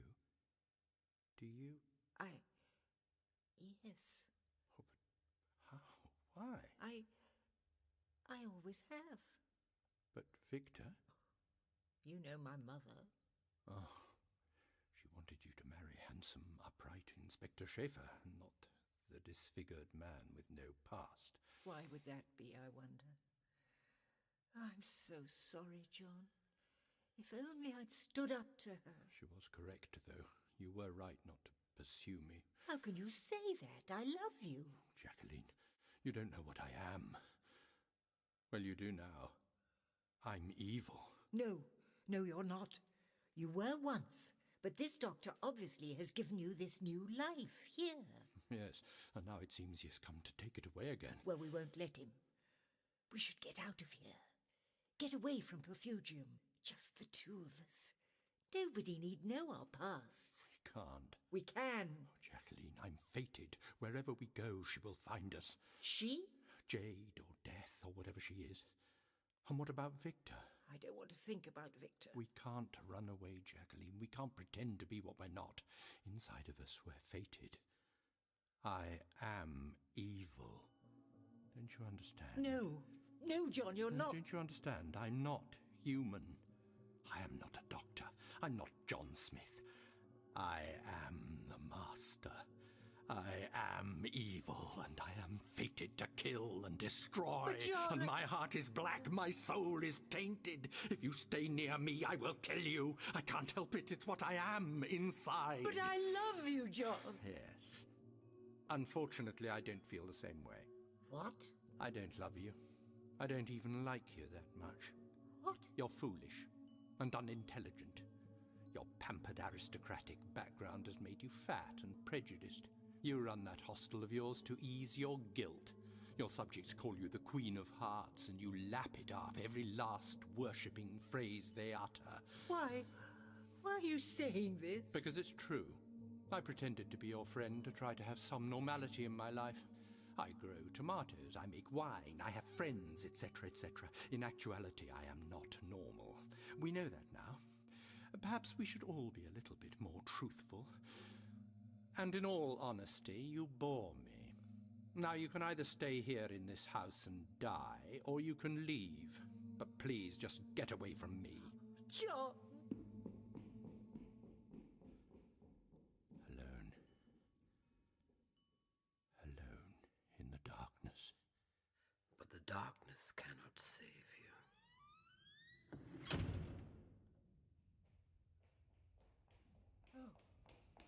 Which way?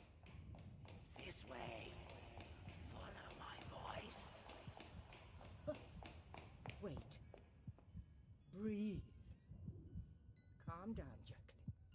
You're made of sterner stuff than this. Walk. Walk. And breathe. And stay. Ah! What? What's that? Oh, God. The cat.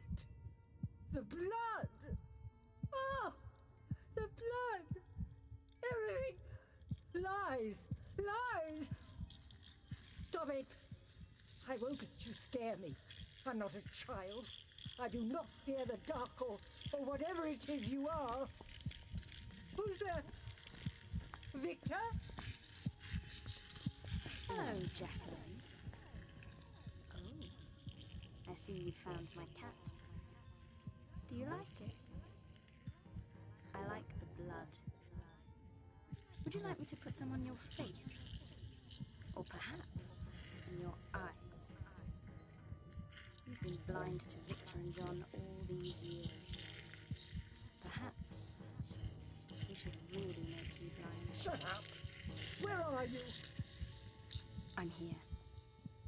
Time to open your eyes, Jacqueline.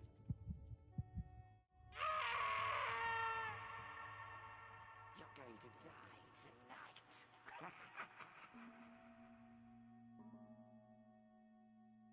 You must really like her. What? Where are you? Over here. You tried to destroy her love for you to save her, didn't you? Well, aren't you the great psychologist?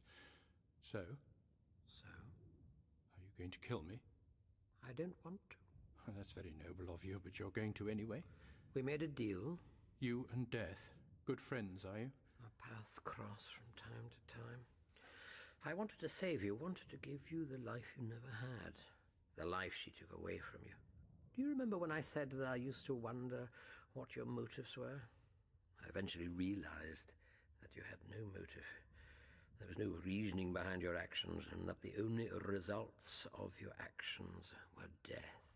You were created by her merely to destroy. So why you? Why did you make the deal with my mistress? I don't know. Guilt, perhaps. Because I had never tried to understand you. She enjoys games. She came to me one night and made me an offer. I don't need all the sordid details. She said that she would relinquish her hold over you for 10 years. For 10 years you could live a life, at one with the universe instead of at odds with it. And your side of the deal was to kill me? When the 10 years were up, yes. But I don't want to. I can't. Because of what you are? Life is that simple, then. You are good and I am evil. No, it's not that simple at all, but I didn't expect you to have friends and to be so normal. Normal is something I can never be. Did she do all this, then? Did she make Victor a murderer? I don't know. Like we said earlier, there are many coincidences. As if everything revolves around those of us in this house. The killer could have been anyone in Perfugium, but it was my oldest friend. Well, John Smith's oldest friend. You're apparently the Master's oldest friend. But then you're here to kill him. Me. Death manipulated all this. But why? Why is she doing this? A game? She sees us as merely ants. You, me, the others were just playthings. So would it not be better for all of us if you just killed me? That would end the game. Yes. Yes, it would. By taking your life, I would be preventing the deaths of countless others. Well, do it then. Doctor, It's dark. I can't see you, but I can sense you. You're standing over me, aren't you? Yes, I am. And presumably you're holding the knife with which I threatened Jacqueline earlier, aren't you? Yes, I am. Well, use it then. End the game. Take my life. It's dark. You needn't even see the whites of my eyes. In my hand. In my hand. Sleeping.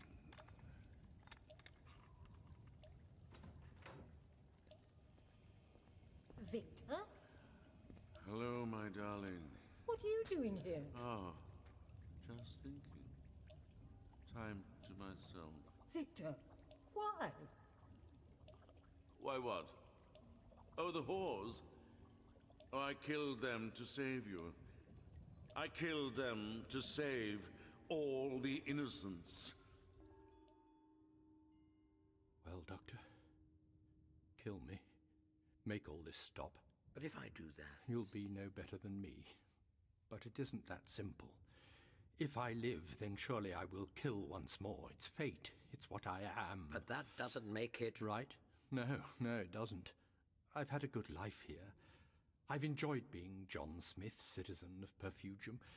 And in all honesty, I don't want to die, but what other choice is there? What else can break death's hold over me? But it isn't your fault. No, it isn't. But if I die, others will live. Jacqueline will live. Do you love her? She makes me laugh. She makes me feel special. She gives me hope. Yes, I think I do love her.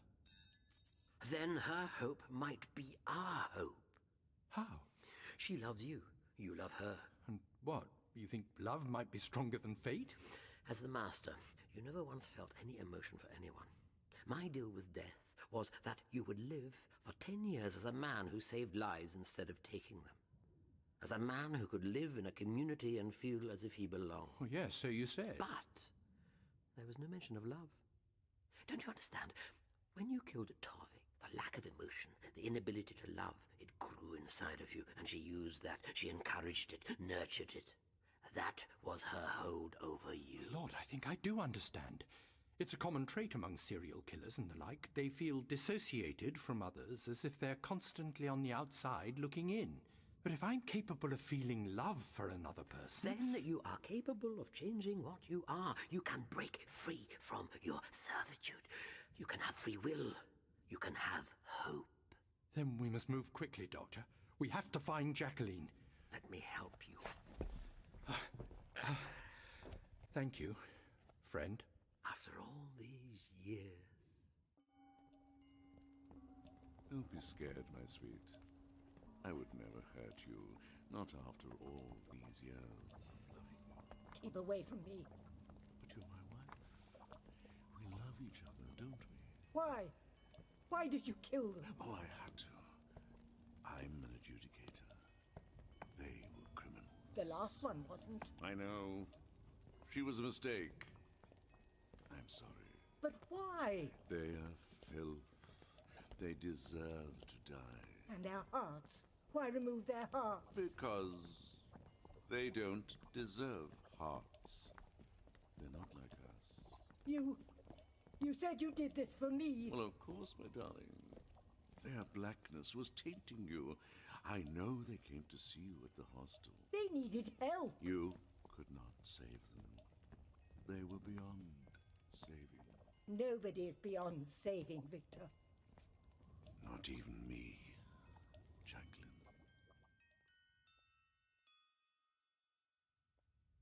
There. Up ahead, a light. It's coming from the scullery. Jade. Or perhaps Jacqueline. Death might be tormenting her. But why? It's me Jade wants. Ah, but if Jacqueline dies, your ability to love dies. And you will become the master once more. After how much I hurt her just now, I'm sure she can't love me, so what does it matter if I love her or not? How can she be at risk? Please, John, listen to me. Try and see the bigger picture.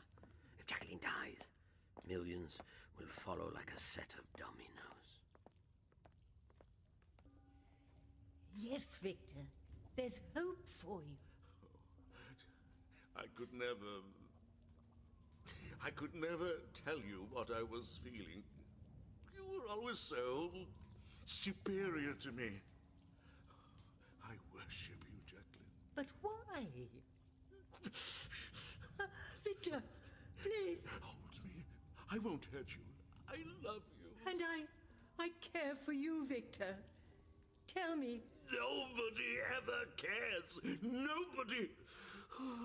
But it's there in my head, telling me. What? Telling you what? That everything is wrong. Everything is wrong, but I can put it right. Don't you understand? Victor, you're ill. You need help. No. I'm the inspector. I help others. Do you love me? She said you loved John. But you couldn't, could you? Look at him. He's disgusting. Dogs bark at him in the street. You don't love him. You just feel sorry for him. And now we know what he is inside. The doctor told us. Ah, yes. Well, you shouldn't believe everything I say. Victor, my friend, please. Oh, now you want to talk to me, old man, eh? All these years of you keeping secrets, corrupting my innocent Jacqueline. Well, you shan't have her.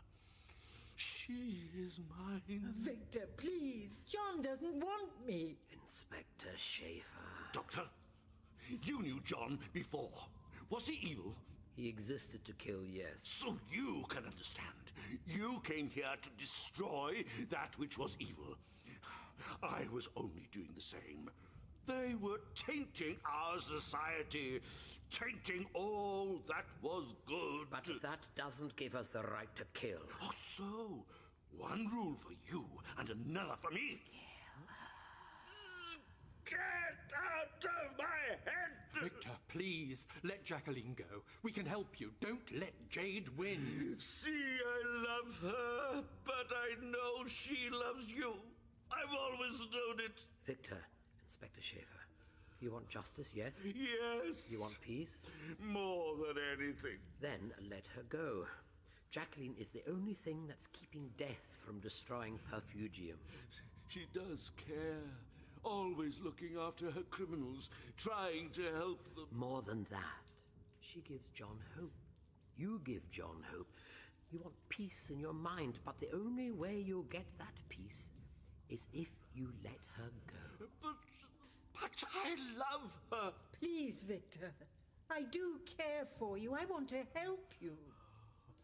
Always so superior, aren't you? You and John. Always wanting to look after me and help me. But I'm not the one who's sick. He is. And he's made his feelings for me quite clear. I'm sorry, Jacqueline. I want you to be safe.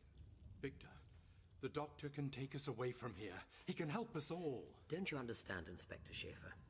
Death has been using you. Well, she couldn't have John. She traveled the universe, snaring others in her trap, making them act as her servants. You are not responsible. She is. None of us blame you. You are innocent, my friend. We're all innocent. We've all been pawns in her game. She's manipulated us into being here tonight. She created the curse. She twisted your mind. She ensured that here, on this night, all would become one. Why? So that there would be death. And when yours, Jacqueline's, and John's friendship proved too strong, she created a sense of evil and dread that stalks this house. Let Jacqueline go. Let's escape the game. Jacqueline. Please, Victor. Let's be free. But I don't know. I love you, Victor. No, you don't. You love him. Yeah, you're right. Can you ever forgive me? Can you ever love me? I do care for you. Then you will stay with me as my wife. I can't, Victor. I'm truly sorry. But I will always be your closest friend. Then forgive me for what I must do. Please, Victor. Please don't do anything stupid. Don't let death win. If you can't love me, I can't let you love anyone else. No! No, Victor! No! No! Don't scream! Why must everyone scream? Don't you understand? I love her. I need her. Poor Mrs. Schaefer. Who'd have thought it would be her husband who killed her? Why? Why are you doing this? It's what I do. It's what he used to do. For me. On your behalf? Yes, exactly. Are you sure? Are you sure you didn't work on his behalf? I mean, do you know where the boundaries were or are? Do you even know who is the master and who is the servant? Let's find out, shall we? Oh, John? John, are you in there? No, nothing. Nada. Zilch.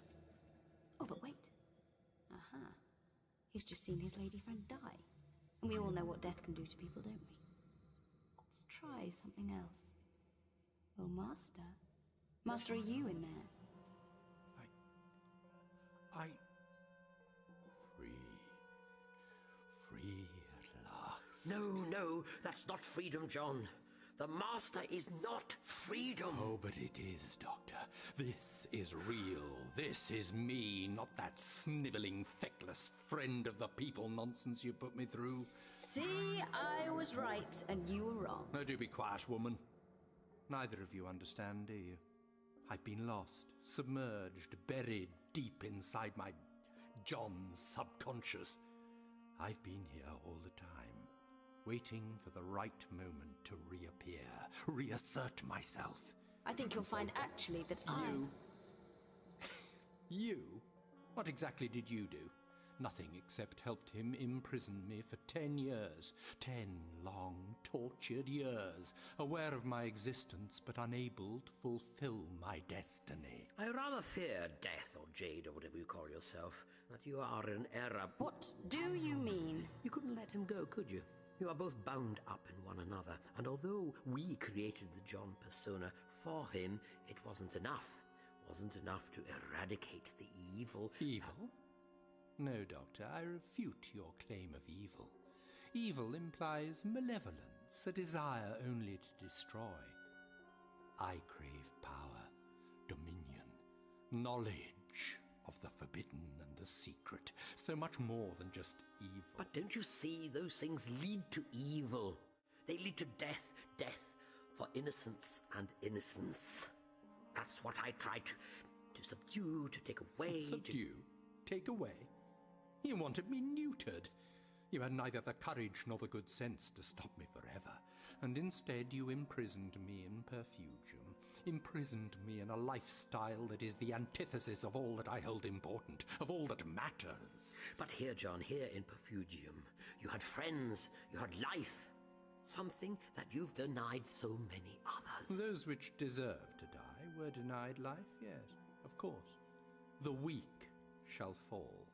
Or follow.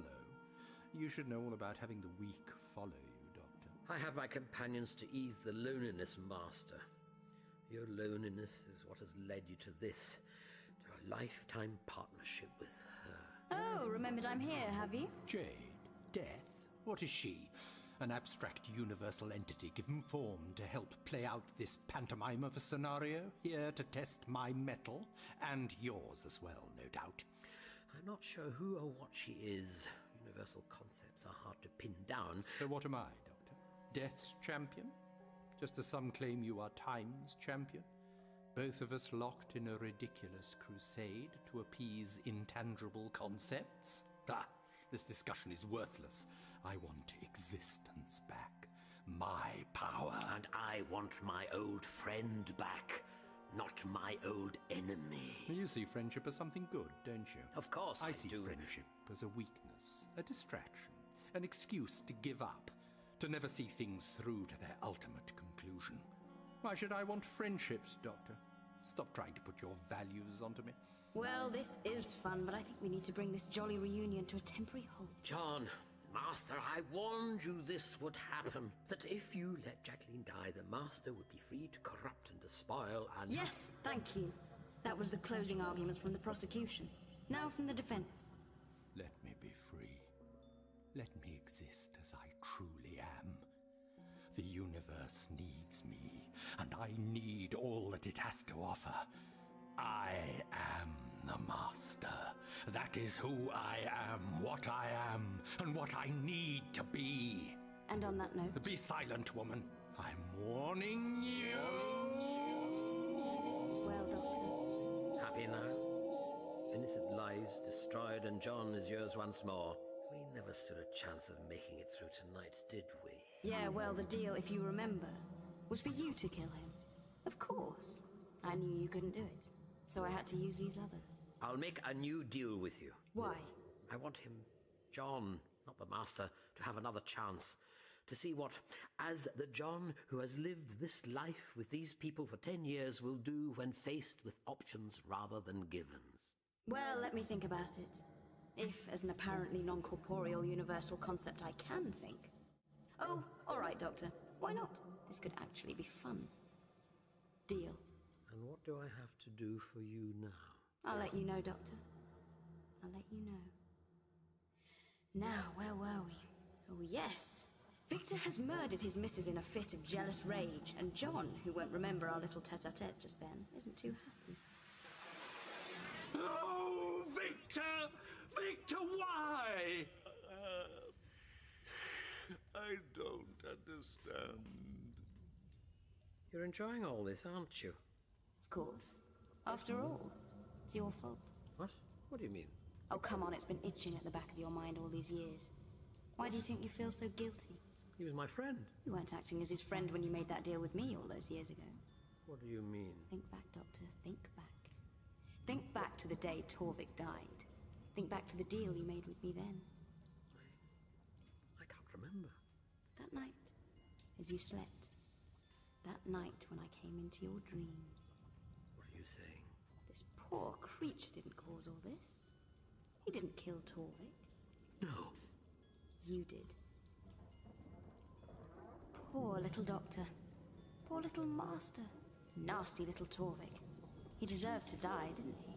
No. Then why did you kill him? I didn't. You did. Oh, we don't blame you. You were just trying to save your friend.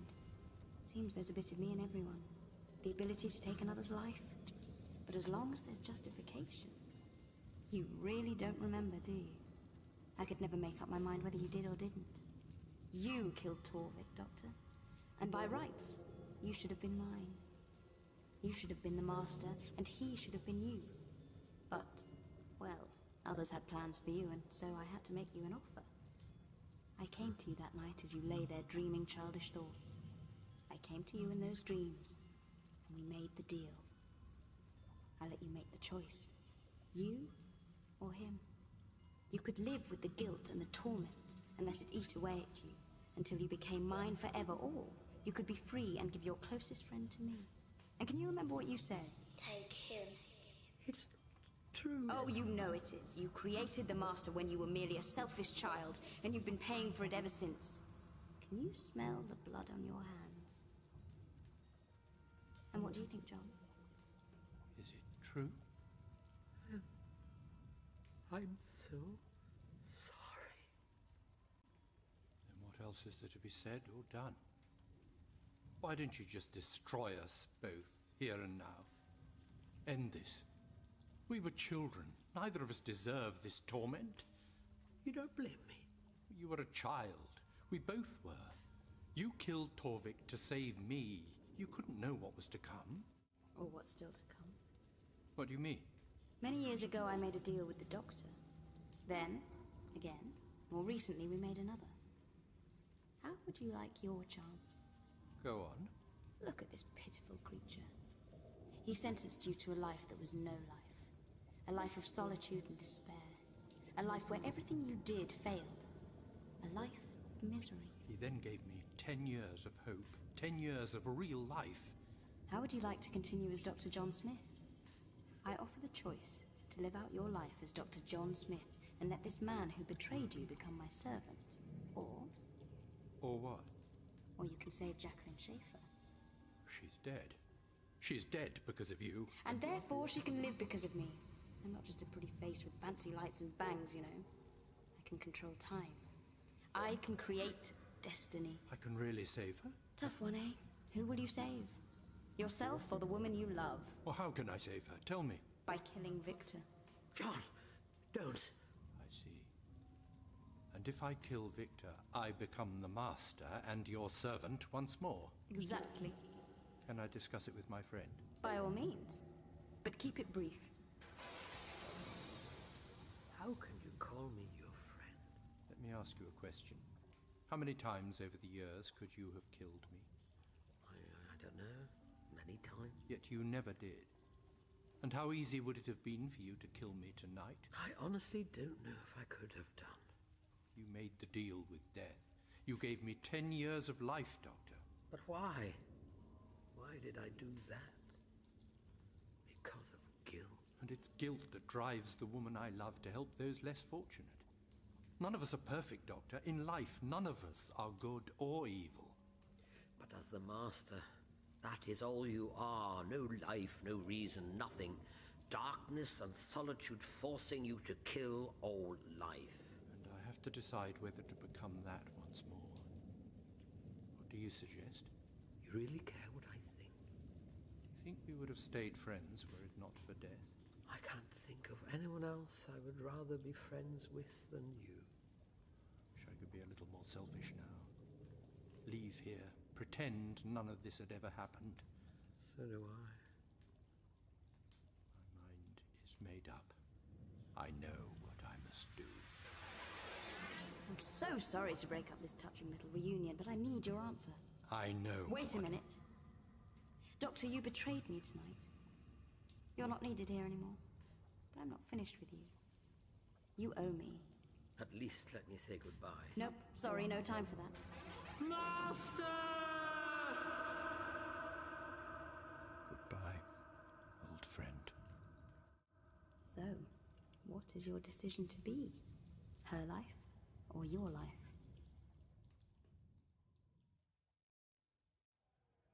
And what did he decide? On the outer edges of an old town called Perfugium sits an old house. And in that old house sits an old man, and he sits and he waits. He waits for the arrival of his... And it sounds as if they have arrived. The old man waits in his study as his young maid leaves her cooking, and with patience and a calm smile makes her way to the door to let in her master's oldest friend. Yes, I heard you.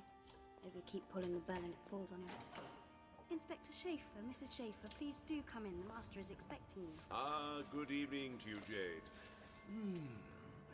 What is that divine smell?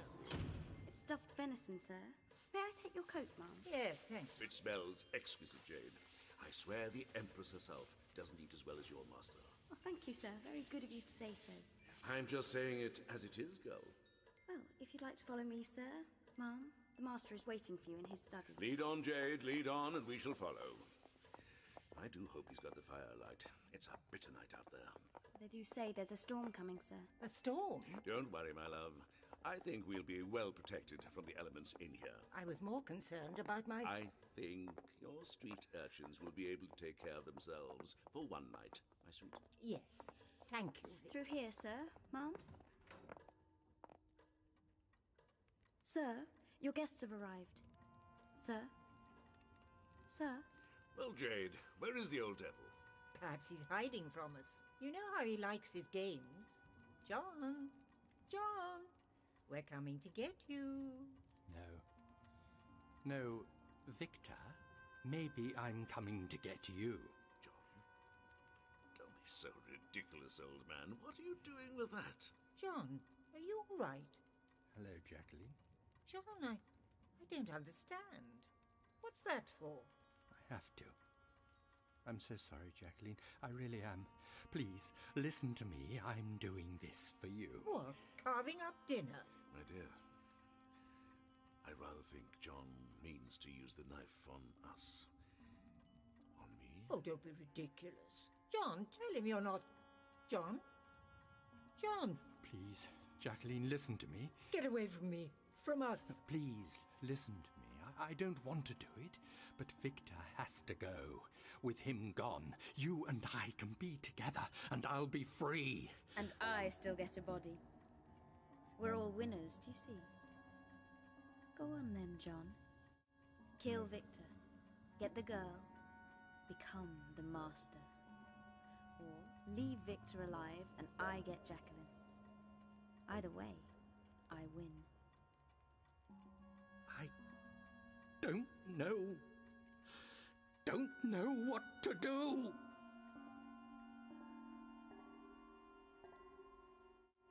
So did he choose his own destiny? What choice did he have? Either way, he was what he was. Death's champion. I have to know. What happened to the Master? And Victor? And Jacqueline? I honestly don't know.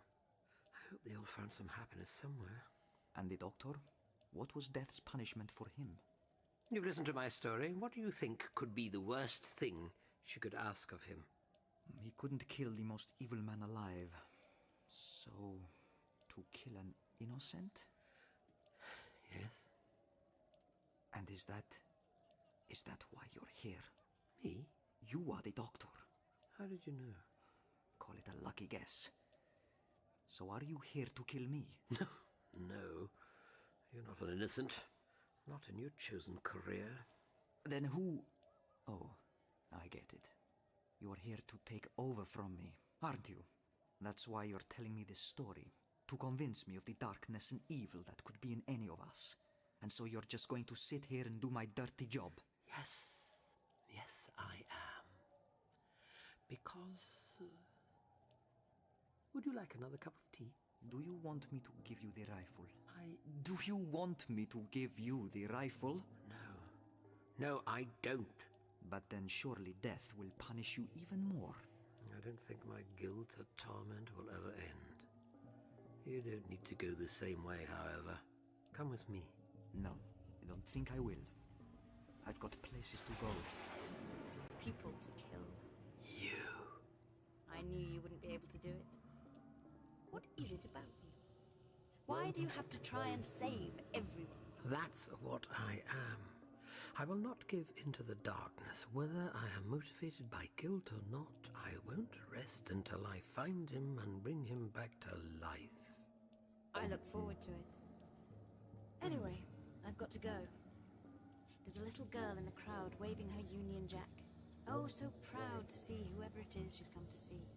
Trouble is, she doesn't know that she's got a severe nut allergy and the little cherub's about to bite into some flapjack. It's going to be messy. Must you enjoy your job so much? It's what I am. You can't escape fate, Doctor. Remember that. I've seen inside your head. I know your future. Oh, really? It's not too late to join me, you know. I'm not interested. Goodbye. Bye-bye, Doctor. I will save you, old friend. One day.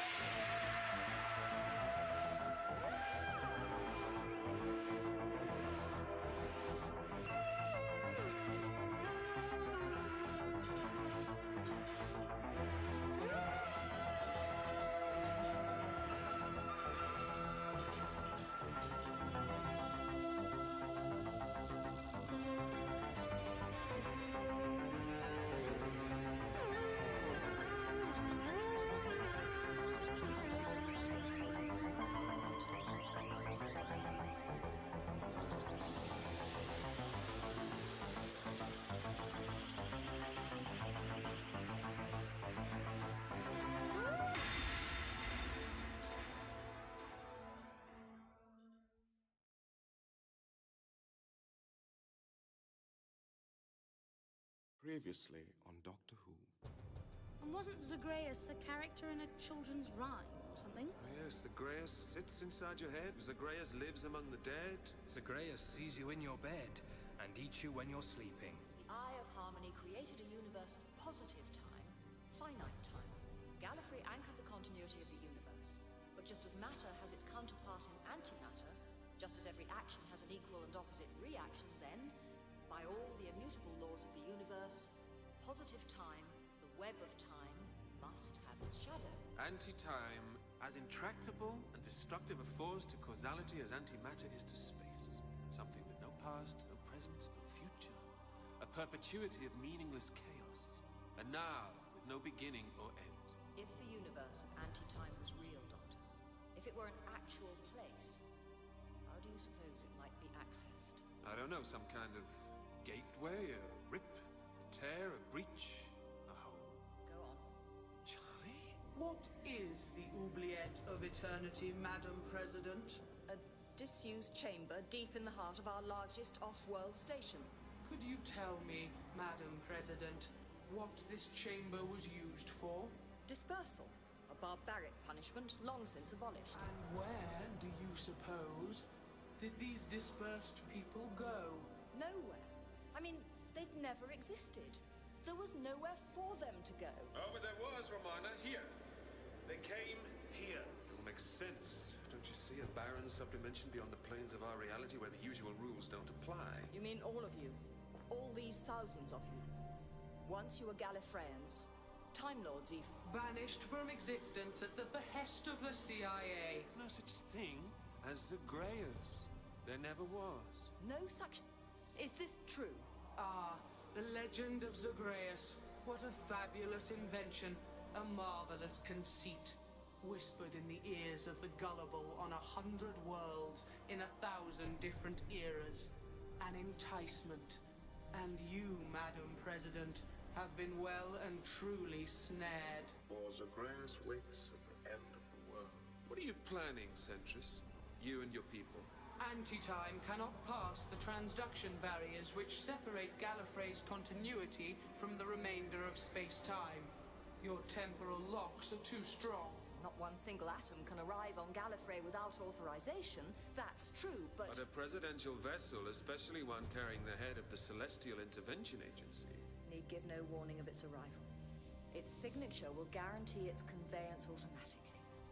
What is in that casket? Tell me! Oh, I think we can make a pretty good guess, don't you? How about a critical mass of raw and ravenous anti-time? It's me, isn't it, Doctor? Everything depends on me.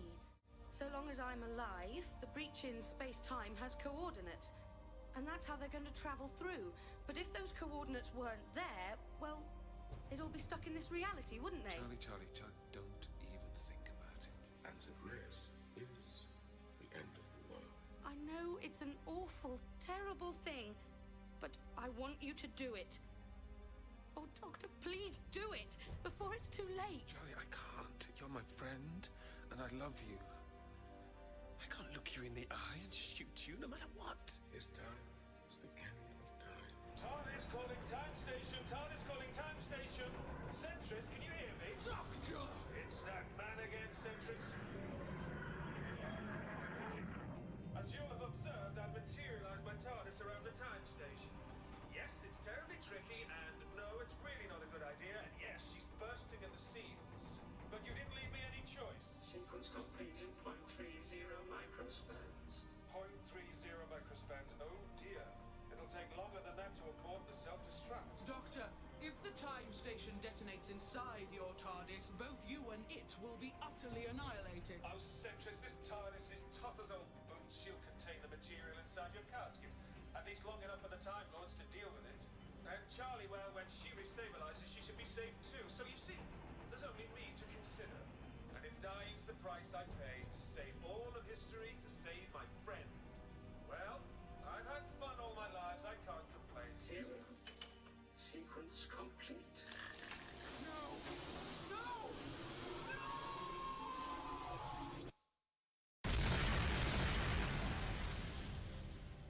You! An old man, eternally sad and infinitely wise. doctor said he'd seen you in the Matrix, my lord. Ah, the doctor. A favorite son. He saved his friend, whatever the cost. But the price he paid was terrible indeed. Then Miss Pollard, Charlie, lived? She did. When the breach was sealed for the last time, she was reconstituted in the Doctor's TARDIS. The paradox of her survival was solved forever. Doctor! Doctor, it is you! Is this the TARDIS? I mean, what happened? It's all been like a dream. I found myself here when I was last in the time station with those awful Never people and you... Said keep away! Oh! Doctor, what's wrong? Have you been injured or something? Injured? No. I've not been injured. This TARDIS contained all of the time station when it exploded. This ship was filled to bursting with a great mass of the fiercest fizzing energy. What? Anti-time? A crude term for such a matter of life and death. But now that the breach is resolved, now that the problem of you is resolved, well, all that remains of that stuff in this whole reality is held in here. What? In the TARDIS? No, in here. And his moment, time's undoing. You're scaring me now. Stop it, Doctor, please. Doctor, I hold the last vestiges of the most awesome power ever imagined. Yes. How much better if I should take my title from a work of imagination, a creature willed to power by the undying anger of an unreal race. Doctor, I haven't got the faintest idea what you're on about, but I really think you need help, so if you'll just let me... Ow! Doctor! Doctor, what's wrong with you? I told you, girl, I am not the Doctor. I am become he who sits inside your head, he who lives among the dead, he who sees you in your bed and eats you when you're sleeping. I am become Zagreus!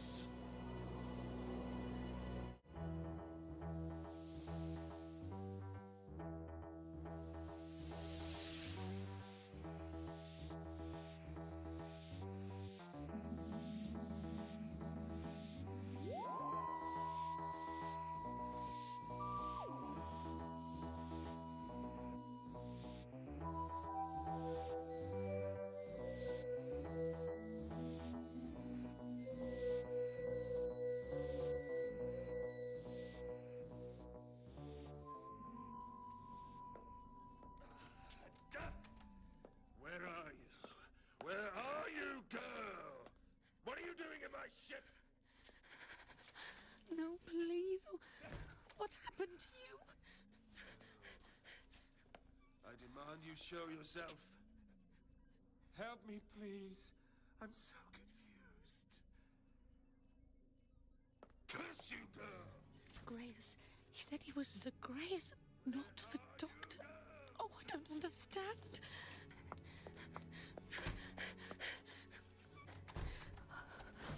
I must find out what's going on. What made him like this? Zagreus was a nursery rhyme. But now Zagreus' life is mine. Doctor, please, no!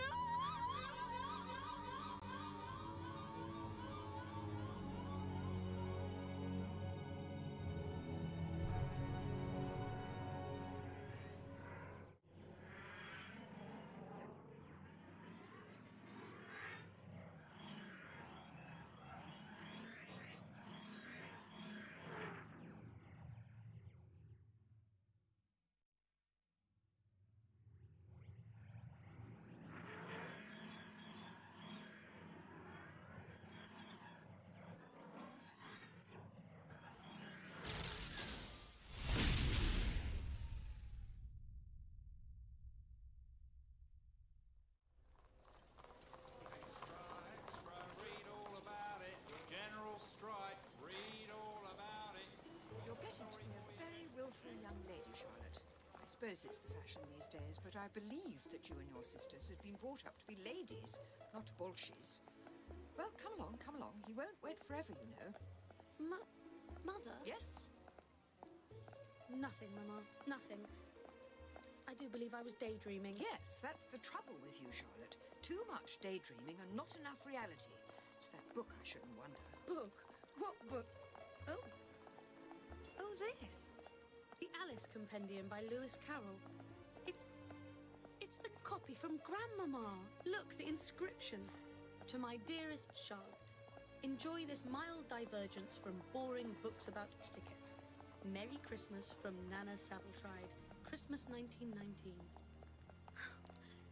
I haven't seen this for years. I lost this, though. Left it at school. How can it be here now? Hurry now, child. Just round this corner. Where are we going? Going? You know perfectly well where we're going and why. I seem to have forgotten, Mama. Please remind me again.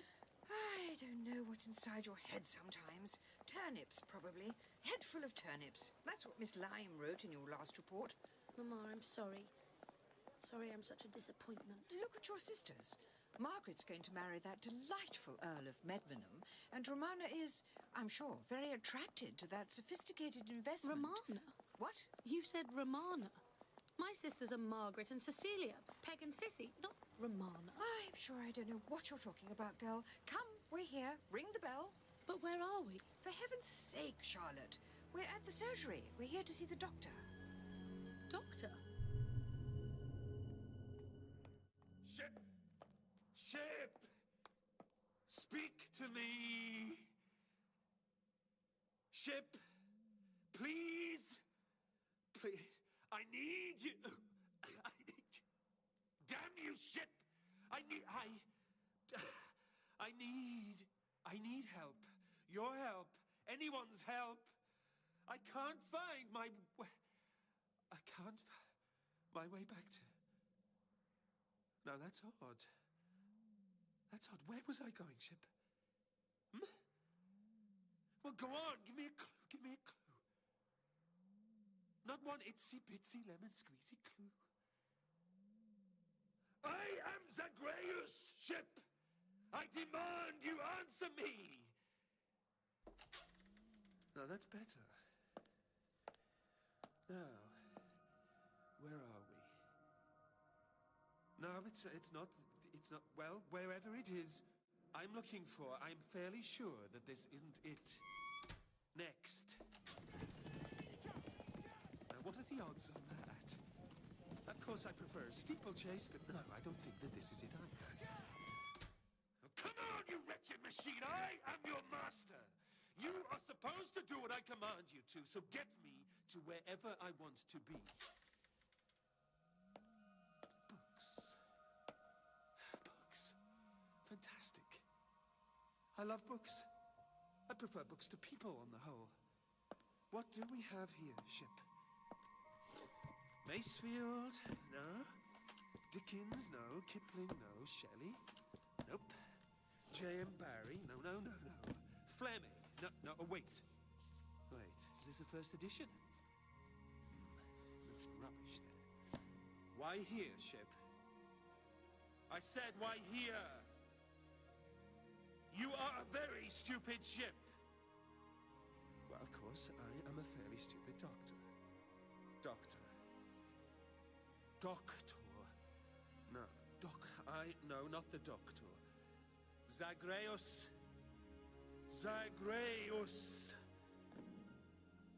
Is that a hint? A brief history of time. It's blank, you stupid ship. The pages are all blank. Oh, but that's the point, isn't it? That is the point. Very good, ship. A history that isn't there. Because it's not been written. Or because it's been erased, wiped out, decimated, eradicated, obliterated. Why do words like these come easier than not being written? Why are we here, Mama? To find out what's wrong with you, Charlotte. Is there something wrong with me? Well, that's what we're going to find out. I feel sure that if there was something wrong with me, I should know about. Of course. It may be that the thing that's wrong with me stops me knowing there's anything wrong with me in the first place. And so how curious this all is. One would think I must know my own mind, but perhaps not. Perhaps part of me knows, but another part of me doesn't want to know, and being the dominant side of me, it wins, and therefore I don't know that I'm truly ill and in need of a doctor. Or perhaps I I should see this doctor after all and find out whether I am indeed an ill person who believes herself to be well, or a well person who believes herself to be sick. Oh, dear. What nonsense I'm talking. Indeed. Lady Pollard, the doctor will see you now in room 40. You and your delightful little bunny. Bunny? I'm not a... Hush, child. Here's a carrot. It's that book's fault. You and your white rabbit.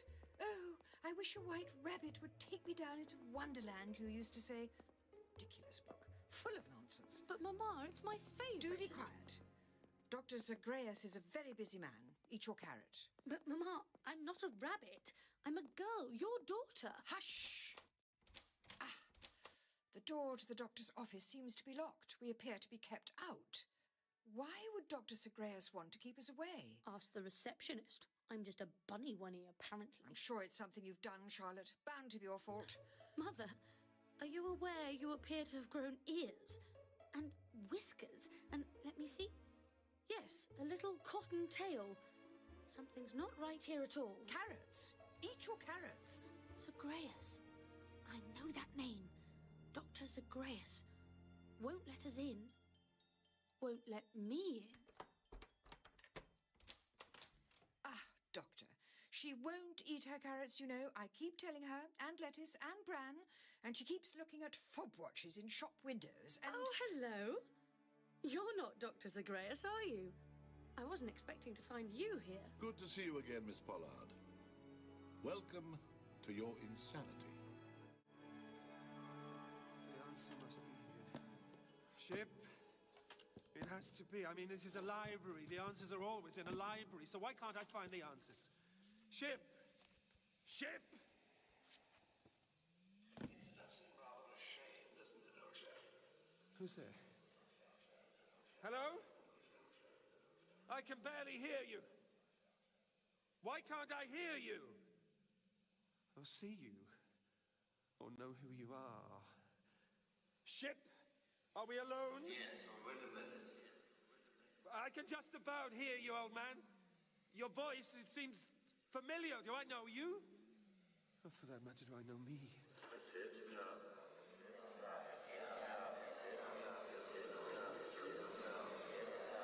Stop it. Please, stop. Noise, it's hurting me. I know, but there's no reason for it. Well, stop it. Thank you.